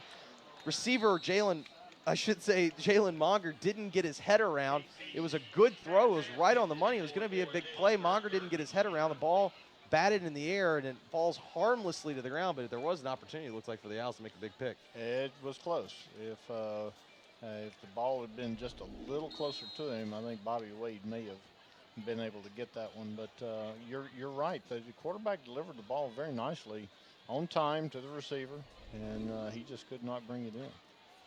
Same formation again for the Roadrunners. Trips to the right, single to the left. This time they are going to throw the screen pass to Taylor. Taylor gets a couple of blocks, makes a couple of men miss. He's able to get past the 15, down close to the 10. Looks like he's going to be shoved out of bounds at the 11. Really nice executed screen pass there by the Roadrunners. Absolutely. That young man doesn't need much of a hole as quickly as he can get the ball upfield. As soon as he saw the crease, he was able to make something happen. Officially a gain of 14 on the pass from Casey to Taylor. Shotgun formation. Trips this time to the left. Casey going to throw the fade to Taylor. Pretty good coverage there from Hampton, and it appears that the ball's just going to hit the turf. Taylor was asking for the flag. He's not going to get it, and it's going to be 2nd and 10. Again, very tight coverage from Murs. And I don't know what Taylor is arguing about. It was kind of back and forth between the two of them, and just good football play. So that's going to make it 2nd down and 10. The Roadrunners can get a first down inside of what appears to be the 2-yard line of the Owls. Trips formation to the left, single receiver to the right. Quincy Casey in the gun, and flags have flown. Got movement on the inside right guard from Ridgeway. Prior to snap, false start. And we officially get the call that it is 71. indeed a false start on the Roadrunners. That's going to march the ball back to inside the 17. It'll be 2nd and 15 officially from the 16-yard line of the Owls. Ridgeway going to stay in that same formation. Again, it's trips to the left. Taylor, the lone receiver, to the right. Casey takes his drop, looks right, ends up bailing on the pocket. Going to see what he can get. He sprints out to about the 10. Looks like he's going to get close to the original line of scrimmage, but not much more. It appears it's going to be 3rd down and long for the Roadrunners. John Ross Swain from his outside linebacker position really made a nice play to bring the quarterback down as he was scrambling.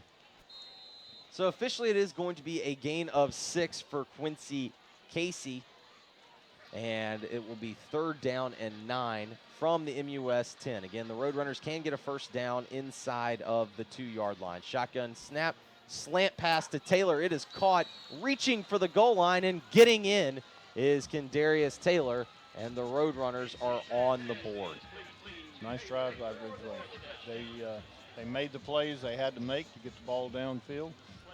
Congratulations to Ridgeway. Again, I've been impressed, Jeffrey. These young men from Ridgeway High School have not quit. They have continued to play with a lot of passion and intensity. This is a pretty good football team. I was really impressed with the way that Quincy Casey threw the ball on that Absolutely. entire drive. 14 plays, 61 yards. The Roadrunners are going to go for 2. Shotgun formation. Taylor looking to his left, gets some pressure, finds a man escaping out the backside, and he's going to be able to make the grab, and he's going to make the conversion. That's going to make it 34-8. The pass was caught by Robert Gillard, the tight end, and that is officially a 2-point conversion, and that will make it 34-8 with 31 seconds here remaining in the third quarter. Quick break as the Owls have their deficit, or I should say have their lead cut to 34-8. You're listening to MUS Football right here on ESPN 790.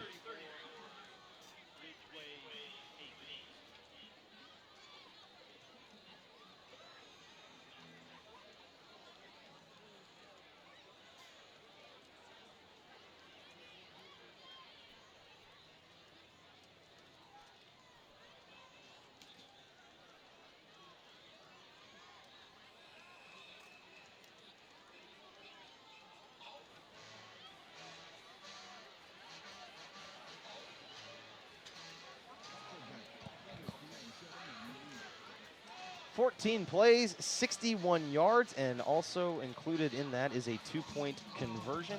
And the Owls have their lead cut to 34-8 with just 31 seconds remaining here in the third quarter. Quindarius Taylor going to be on to kick it off. Straight on kick taken by Thomas Hayden at the 26-yard line. He gets all he can as he crosses the 35, gets close to the 40. It looks like they're going to spot him around the 38, and that's where the Owls will take over.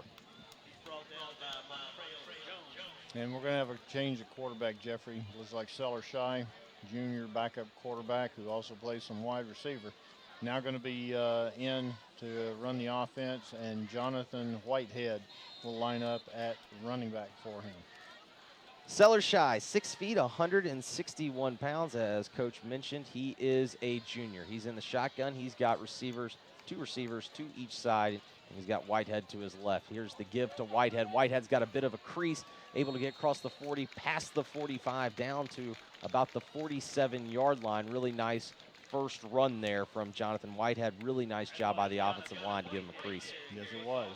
Again, the offensive line has actually performed relatively well tonight. I think Coach Eggers would be very pleased, particularly with the lack of experience that some of these guys had. They didn't play much last year, so this has been a very good opening night for them. Gain of 8 officially from Whitehead. Again, as we mentioned, that is the second backfield, the second team backfield. However, that is going to bring us to the end of the third quarter. 3 quarters down, 1 to play. The Owls lead 34-8 here at Stokes Stadium. We'll take a break. We'll come back, and we got the fourth quarter for you right here from Stokes Stadium. Listen to MUS Football on ESPN 790. When you're on solid ground, you can take the leap. When you feel safe and sound, you can make some noise. When you have people you trust, you can leave your worries behind. Safety features that help protect you. A reputation for treating you right. You and your money will feel right at home. Check out our latest offer at ftb.com/150bonus.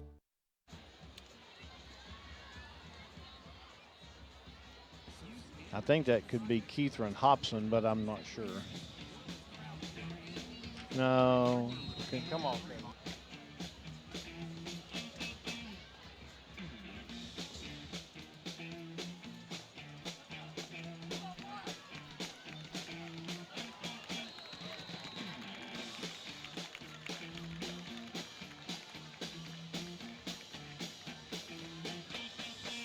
That was Jonathan Whitehead carrying the football.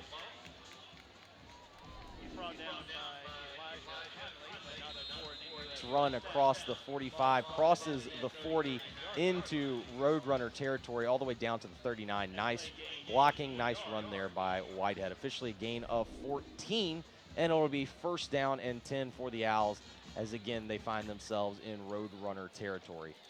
Twins to each side, Whitehead to Shy's left. Shy gives off the right-hand side. Whitehead looks for a crease, bounces it, able to get past the 40 all the way down to about the 37. It looked like he got stacked up at the line. However, he was able to still get something out of nothing there, Coach. Yeah, that is a good hard run by Jonathan. I think if he had a press to the outside, I think he had room. We were looking for who was playing guard on that last series. That was Keithran Hobson. Keithran's a sophomore, he's 5'11", 212. He was taking Anderson Horton's place at guard. Shotgun formation again for Seller Shy, who is on replacing Bobby Wade here in the fourth quarter as the Owls lead 34-8, 10:50 remaining in the fourth. Here's the snap to Shy. Quick give to Whitehead and quick pressure there from the Roadrunners as they stack that play up almost immediately as big number 52, Miles Smith, made a nice play there for the Roadrunners. Yeah, John Pack now in at running back, Jeffrey, instead of Whitehead. Pack is a sophomore. He's 5'9", 165. Third down and 11 here for the Owls. Shy is going to be in the shotgun. He's got twins to each side, the base formation for the Owls. He's got his running back to his left. Let's see if Seller's going to throw for the first time tonight. Here's the give off the right side again to John Pack. How you say it? Pack. Beg your pardon. John Pack off the right side, and he doesn't find much room. In fact, he's going to lose a few. Looks like he's going to lose almost 3, perhaps even 4 there, and that's going to bring on the Owls punt team. One of the things I noticed that Sellers was doing, he was paying attention to the play clock, and he was trying to run as much of the time off as he could before the ball was snapped. Officially a loss of 4 for Pack, and that will bring on Scotty Burnett to do the punting for the Owls. Ball set at the Ridgeway 44. Here's the snap. It's a good one. Burnett going to try and pooch it down to the right. Sends a high hanger that's going to bounce right at about the 12. However, it's going to take a Ridgeway bounce, and that ball is going to be down at about the 16-yard line by Sean Fitzhenry. So nice play. Not the world's best kick, Coach, but certainly allowed the coverage team to get down there. He sent it high, and more importantly, Taylor didn't touch it. The ball's inside the 20, and Taylor had no opportunity. I'll take that every time. So it is going to be first down and 10 from the 16-yard line. Again, Ridgeway coming off their best drive of the night, which saw them march all the way down the field and pick up a touchdown. They were able to convert on the 2-point conversion. They now trail 34-8. Shotgun formation. That was the formation that they had so much success with last drive. Here's the snap to Casey. Slip screen to Taylor. However, he is tripped up on an outstanding play by the Owls outside linebacker. I believe that is. Yeah, Donovan's back in the game. Donovan's back in there. Buchanan made a really nice play. Buchanan Donovan with just an outstanding play. Taylor came in on a well-designed screen pass, and I think if he's able to kind of get around Donovan, it looked like he might have had some room to operate, but Donovan just makes an outstanding play. It's officially a loss of 4. Ridgeway going to flip that formation over to the wide side of the field. Shotgun, option play, speed option. Casey flips it, however, his running back Holmes is unable to secure it. However, he bounces on it, but that's going to be a big-time loss. That ball is going to be all the way back down close to about the 7-yard line. The Roadrunners tried to catch kind of the Owls napping, running the speed option really quick out of the gun. They haven't shown that tonight. However, the Owls were in pretty good position. They were, and Buchanan Donovan again was the one who made the stop on that play. Officially a loss of 5 on the play. Third down and 19, 8:05 remaining here in the game.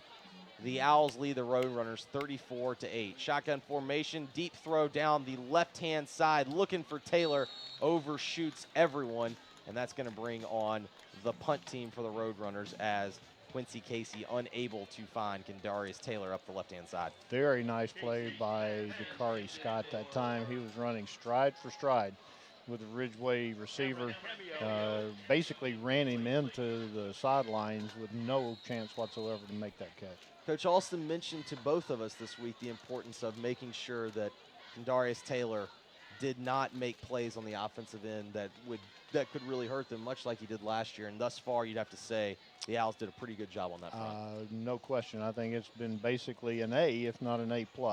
He is a tough player to play.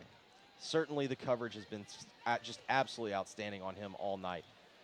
Casey in the punt formation, whistles and flags fly, as it appears we will have motion. And 4th down and 19 from the 7 is going to now be 4th and, we'll say 22 and a half, because it'll be half the distance to goal. Delay of game is the official call from our head official. 7:53 here in the 4th quarter remaining. The Owls leading 34-8. Opening night here at Stokes Stadium.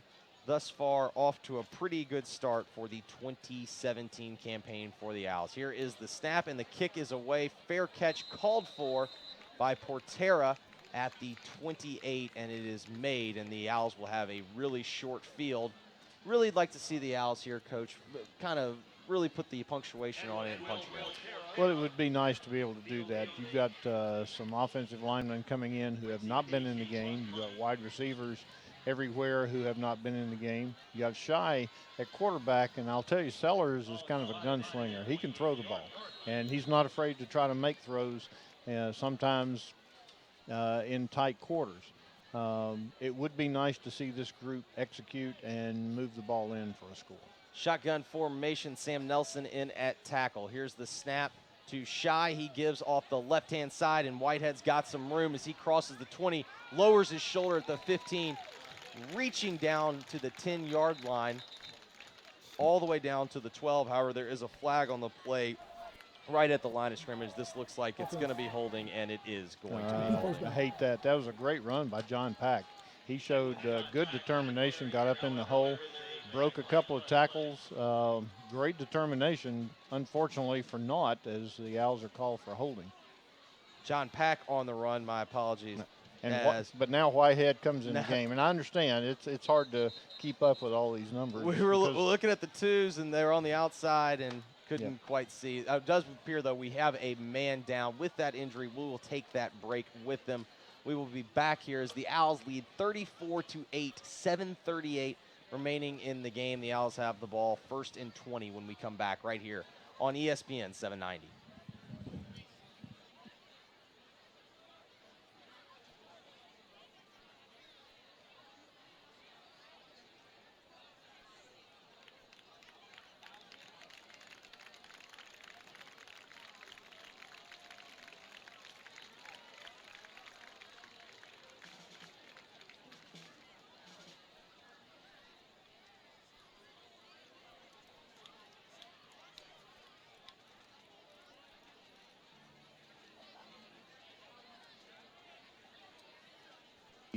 Let me welcome you back to Stokes Stadium here as MUS leads Ridgeway 34-8. Wholesale changes on the offensive line. Sam Nelson checking in at left tackle.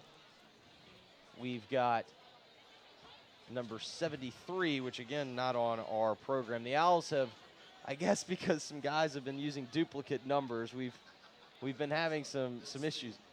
Ben Spiegelman in at left guard. So again, some wholesale changes for the Owls on the offensive line as they look to extend their lead, as they lead 34-8 with 7:32 remaining. Shotgun formation. Sellers Shy gives to A.J. Varner off the right-hand side. He finds a little bit of room as he's able to get just past the line of scrimmage, although now it appears the official is going to say that knee touchdown just after the line of scrimmage. Looks like he maybe gained about a half a foot. Clock is rolling here as the Owls face a 2nd and 19 from the Ridgeway 37. Sellers Shy on in replacement of Bobby Wade, who had himself a night. We'll, of course, be telling you about that later on this evening during the post-game show. As Shy is in the shotgun, play clock down to 5. He's done a good job of making sure to use as much of that clock as possible. Here's the give to Varner right up the gut. Varner able to find a quick little seam. However, he's met there by the second level of the Ridgeway defense, and it's going to be 3rd down and probably about 14 or so, maybe 15, perhaps even 16. That's where it's officially going to be spotted, because it is spotted at the 34. It's a gain of 3. Thus far, the offensive calls have basically been run the ball and run time. And Sellers not had a great opportunity to throw the ball. We'll see. It's 3rd and long right here. 3rd and long for the Owls. 3rd and 16 officially from the Ridgeway 34. Shy in the gun, shotgun formation. He is going to throw this time down the left-hand side. Jump ball. It appears that the Ridgeway defender has been able to come up with it, although perhaps did 85 Benjamin Demento come up with it. It appears that he did wrestle it away from the Ridgeway defender. It appeared right off the bat that that ball was thrown so far to the inside that Elijah Conley, the corner for Ridgeway, appeared that he made the interception, although Ben Demento just made a big, strong football play and ripped the ball away from him. He did. He didn't give up on the play. And I guess the official ruled it a tie. And in that situation, the tie would go to the offensive player. But Ben showed great strength and great determination to get that ball. 31 yards on the catch and throw from Shy to Demento. Shotgun formation for Shy. A.J. Varner is next to him. 2 receivers to each side. Here's the give to Varner right off the gut. He's met in the backfield, and he's going to probably lose at least a yard as the Owls are unable to move the ball forward on 1st and goal. Love to see A.J. be able to get the ball in. He's going to be replaced by Jonathan Whitehead. This young offensive line that's in there right now, dearly love to see them make sure that this ball winds up in the end zone. 4:59 clock is running here in the 4th quarter. The Owls looking to punch it in for the 6th time tonight. Sellers Shy on in replacement of Bobby Wade. He's at the quarterback position. Jonathan Whitehead, as Coach mentioned, at the running back. Here's the give, the fake on the give to Whitehead. Shy was trying to get out the backside off the fake. However, he was unable to outrun the defense, and he's going to be dropped close near the 10-yard line. That's going to be a loss of almost 5. Good attempt, and Sellers has good speed, but there's good speed on the defensive side for Ridgeway. They would not let him get to the outside. Tried to turn it back inside, but too many bodies there. Sellers Shy officially loses 4, and it's now going to be 3rd down and goal from the 9-yard line for the Owls. Again, Ben Demento on the near side. Also at the receiver position is Anders Kroon, who is on the inside. Here's the shotgun snap. Here's the give to Whitehead. Whitehead across the left-hand side, bouncing his way down to about the 5-yard line, and I believe that's going to bring on the field goal team of the Owls. And for the first time all night, the Owls will send Trey Thomas to try and put 3 on the board. Last year, Trey had just an unbelievable year kicking field goals, set records of most kicks completed in a game. This is his first time for a field goal attempt. Look forward to a big year for the senior kicker. Trey Thomas was 19 of 25 last season. He had a long of 46. This time he will be trying what appears to be a 22-yarder. Here's the snap. Hold from Shy. The kick is up, and everything appears to be good, and it is. And that will now extend the Owls' lead to 37-8 with just 3:09 remaining in the game. You are listening to MUS Owls football right here on AM 790 ESPN.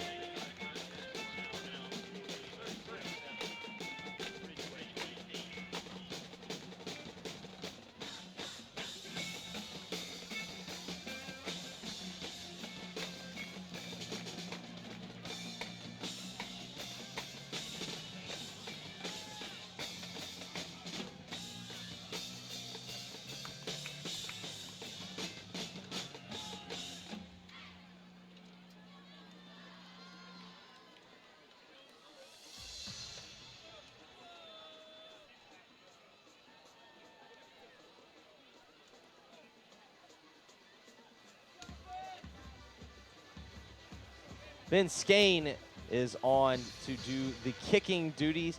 5'7", 150-pound sophomore will come on to do the kicking as Trey Thomas, I believe rightfully so, has earned the rest of the night off. The Owls lead 37-8, 3:09 remaining here in the contest. Skane has his team set. Here's the boot. He's going to pooch it to the left-hand side. Ball is caught at the 29 by the Ridgeway defender, or I should say by the Ridgeway return man. He's able to get it across the 35 out to about the 38 as Chauncey Davis was on the return there. So a decent little pickup on a pooch kick. However, the Owls able to keep everything in front and keep a big play from happening. I like the fact that the Owls have been able to get a lot of players playtime tonight. This is going to pay dividends down the road with depth, and it keeps these guys excited to practice. They've practiced hard, and it's fall camp is not easy when you're just hitting on each other, and the guys were really ready to play somebody else. I think they've done a really nice job tonight. Backup defensive line is in the game. I formation for Quincy Casey, who gives to Jonathan Holmes off the right-hand side. He gets the ball out across the 45 down to about the 47. Nice pickup there from Holmes. It'll be second and about 7. And Charlie Street, who made the tackle on the kickoff, just came up from his safety position to make a nice big hit on the running back right there. Nice job by Charlie Street. Officially a gain of 8 for Holmes. It will be second and 2. I formation, bobbled snap. However, Casey still able to get the ball to Holmes. However, Holmes is met in the backfield by officially John William John Ferris. Williams. There it is. Big pickup there. I should say big stop there as he was able to meet him in the backfield. It's going to be a loss of about 3 on the play, and it's now going to officially going to be a loss of 2 as it is going to be 3rd and 4 from the Roadrunner 45-yard line. I formation, toss sweep to the right, trying to make the play on Holmes was trying to make the play was Hunter Kendall. However, he's unable to make the play. Holmes able to reach out across the 50, get close to the 45. It was a pickup of almost about 8. It was a pretty nice run there on the toss sweep. It was a very nice run, but just a half step slow on Hunter's part. He had his hands on his jersey. He just could not bring him down. Nice run by the Ridgeway tailback. Officially a gain of 10 for Holmes. I formation, tight end to the right. Play action pass, bootleg to the right, going deep, looking for it all. Casey's got his man inside the 5, reaching out towards the end zone is big number 11. That is Cameron Camo, and he has got himself a 45-yard touchdown reception. The Roadrunners have been marching it down the field, trying to run the ball. They take the play action shot, and then they're able to get the man over the top on the deep post route. Again, a 45-yard catch and throw all the way finishes with Cameron Camo in the end zone. 2-point conversion for the Roadrunners. Toss sweep to the right. Holmes looking for the right pylon. He's able to go in untouched down the right-hand side. And just like that, the Roadrunners have themselves 8 more points, and it's 37-16 with 1:27 remaining in the game. And when we come back, we will give you the rest of that 1:27 remaining in the game. Again, Owls lead 37-16 over Ridgeway. You're listening to MUS Football on AM 790. Here at Konica Minolta, we take pride that you don't care what we do, because by providing you with secure cloud services, expert IT support. Thanks, guys. Innovative technology like medical imaging and a whole host of printing capabilities. We focus on the process so you can focus on what you really care about, your business. You're welcome.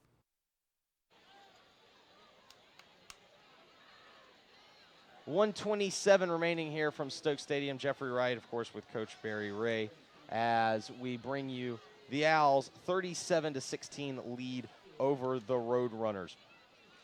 3 plays, 61 yards is all it took for the Roadrunners to punch it in to cut the Owls lead 37-16. Here's the kick, a quick onside kick. I don't know if it was intended or not. Ball scoots away, and now the Ridgeway is going to be able to corral it as it. I don't really think that was an intended onside kick. I think it was a straight-on kick, and the guy, I believe that he just topped it, and London White's able to secure it after the Owls were unable to. The front line, Scotty Burnett was trying, I think, to come up with it. I don't think he could, and the ball just kind of squirted away, and then London able to secure it for Ridgeway, and now the Roadrunners got the ball again. I think you're absolutely right. I think that was a shank, Yep. but it was an effective shank. Yep. And there's a lot of spin on the ball. The Owls just could not bring it in. Scotty Burnett tried to make the heads-up play. He tried to go and corral it. The ball was just spin. When you top it like that, there was just ungodly amounts of spin on that, and certainly a difficult play. It appears the Owls have set the first team. No, defense back, so still on the second team defense. Yeah. I formation, fullback give quickly for Ridgeway as the fullback, David Giles, crosses midfield. He's able to get it close to about the 49. I believe it's going to be about 2nd and 5 with 1:04 remaining here, and the Owls leading 37-16. This is really good game experience, Jeffrey, for these young guys. Against a good opponent that's still playing hard and with some talent. And these guys are getting this experience against speed and a determined opponent. 43 seconds remaining. I formation give off the left-hand side. That's Jonathan Holmes, who gets close to the 45. Let's see where they're going to spot him. He's going to be officially, I think, the 47. And it's going to be about 3rd and 3. Let's see if the Roadrunners are going to run one more play. There is no play clock. It looks like the Roadrunners are going to try and run one more. 20 seconds remaining. Clock is rolling. Casey under center. Here's the I formation. He's got receivers to each side. He's going to give to Holmes off the left-hand side. Holmes looking for a crease, busted out to the left. Now cuts it back across the 40 down to the 45. Close, I beg your pardon, close to the 35, close to the 34-yard line. And let's see if that will officially do it. And that is going to officially do it, as both teams are now going to line up and shake hands. Final score here from Stokes Stadium: MUS 37, Ridgeway 16. We'll be back in just a few minutes to wrap this up. We'll give you the final numbers, and we will tell you all about who Coach thought really stood out to him. Again, final score here from Stokes Stadium: MUS 37, Ridgeway 16. Back in just a bit on ESPN 790 AM. We're right, joined by Coach Barry Ray as the Owls pick up their first win of the season over the Ridgeway Roadrunners, 37-16. Coach, especially early, you had to really like what you saw from the Owls from an execution standpoint. I did. Offensively, they came out in the first 3 series. They moved the ball fairly consistently down. They scored, and they did. They used our talents. Bobby Wade threw the ball extremely well. He hit one wide receiver, Thomas Hayden, for a touchdown for the first one. He hit Maurice Hampton for the second one. He hits John Bolton.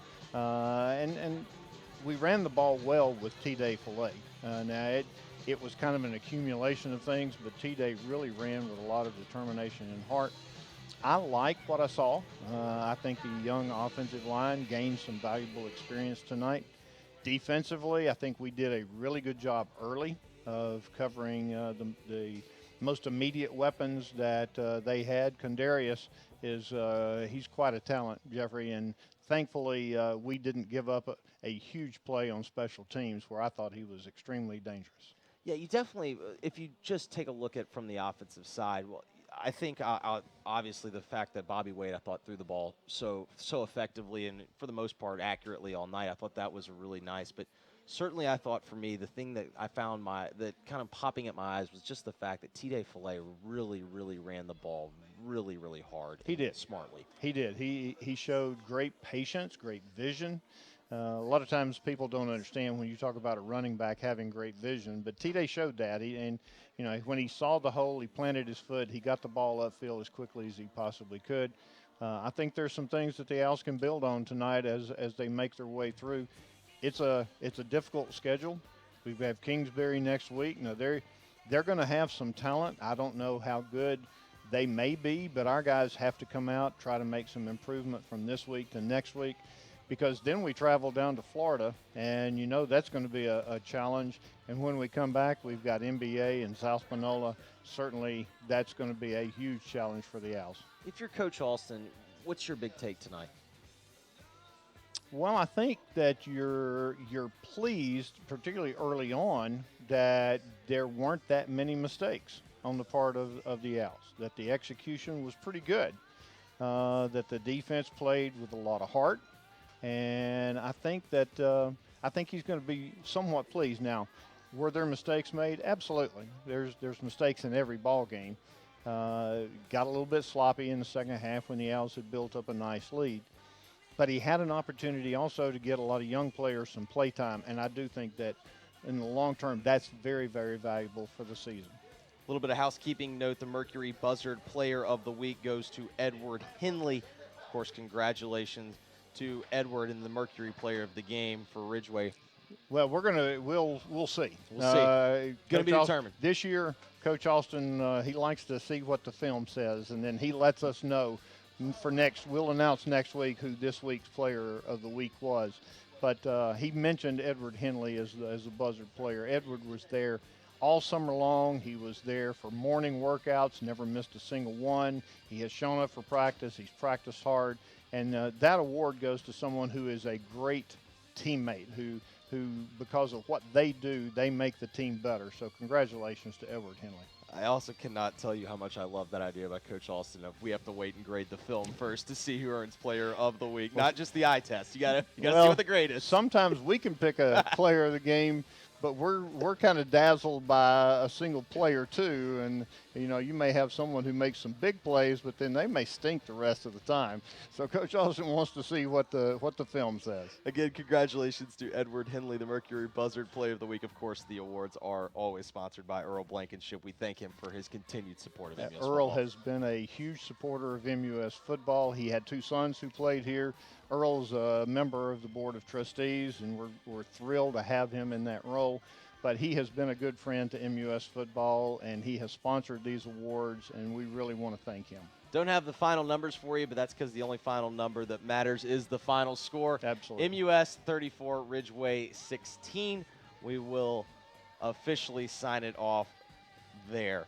For Coach Ray, I'm Jeffrey Wright saying thanks for watching, thanks for listening. Thanks, everybody.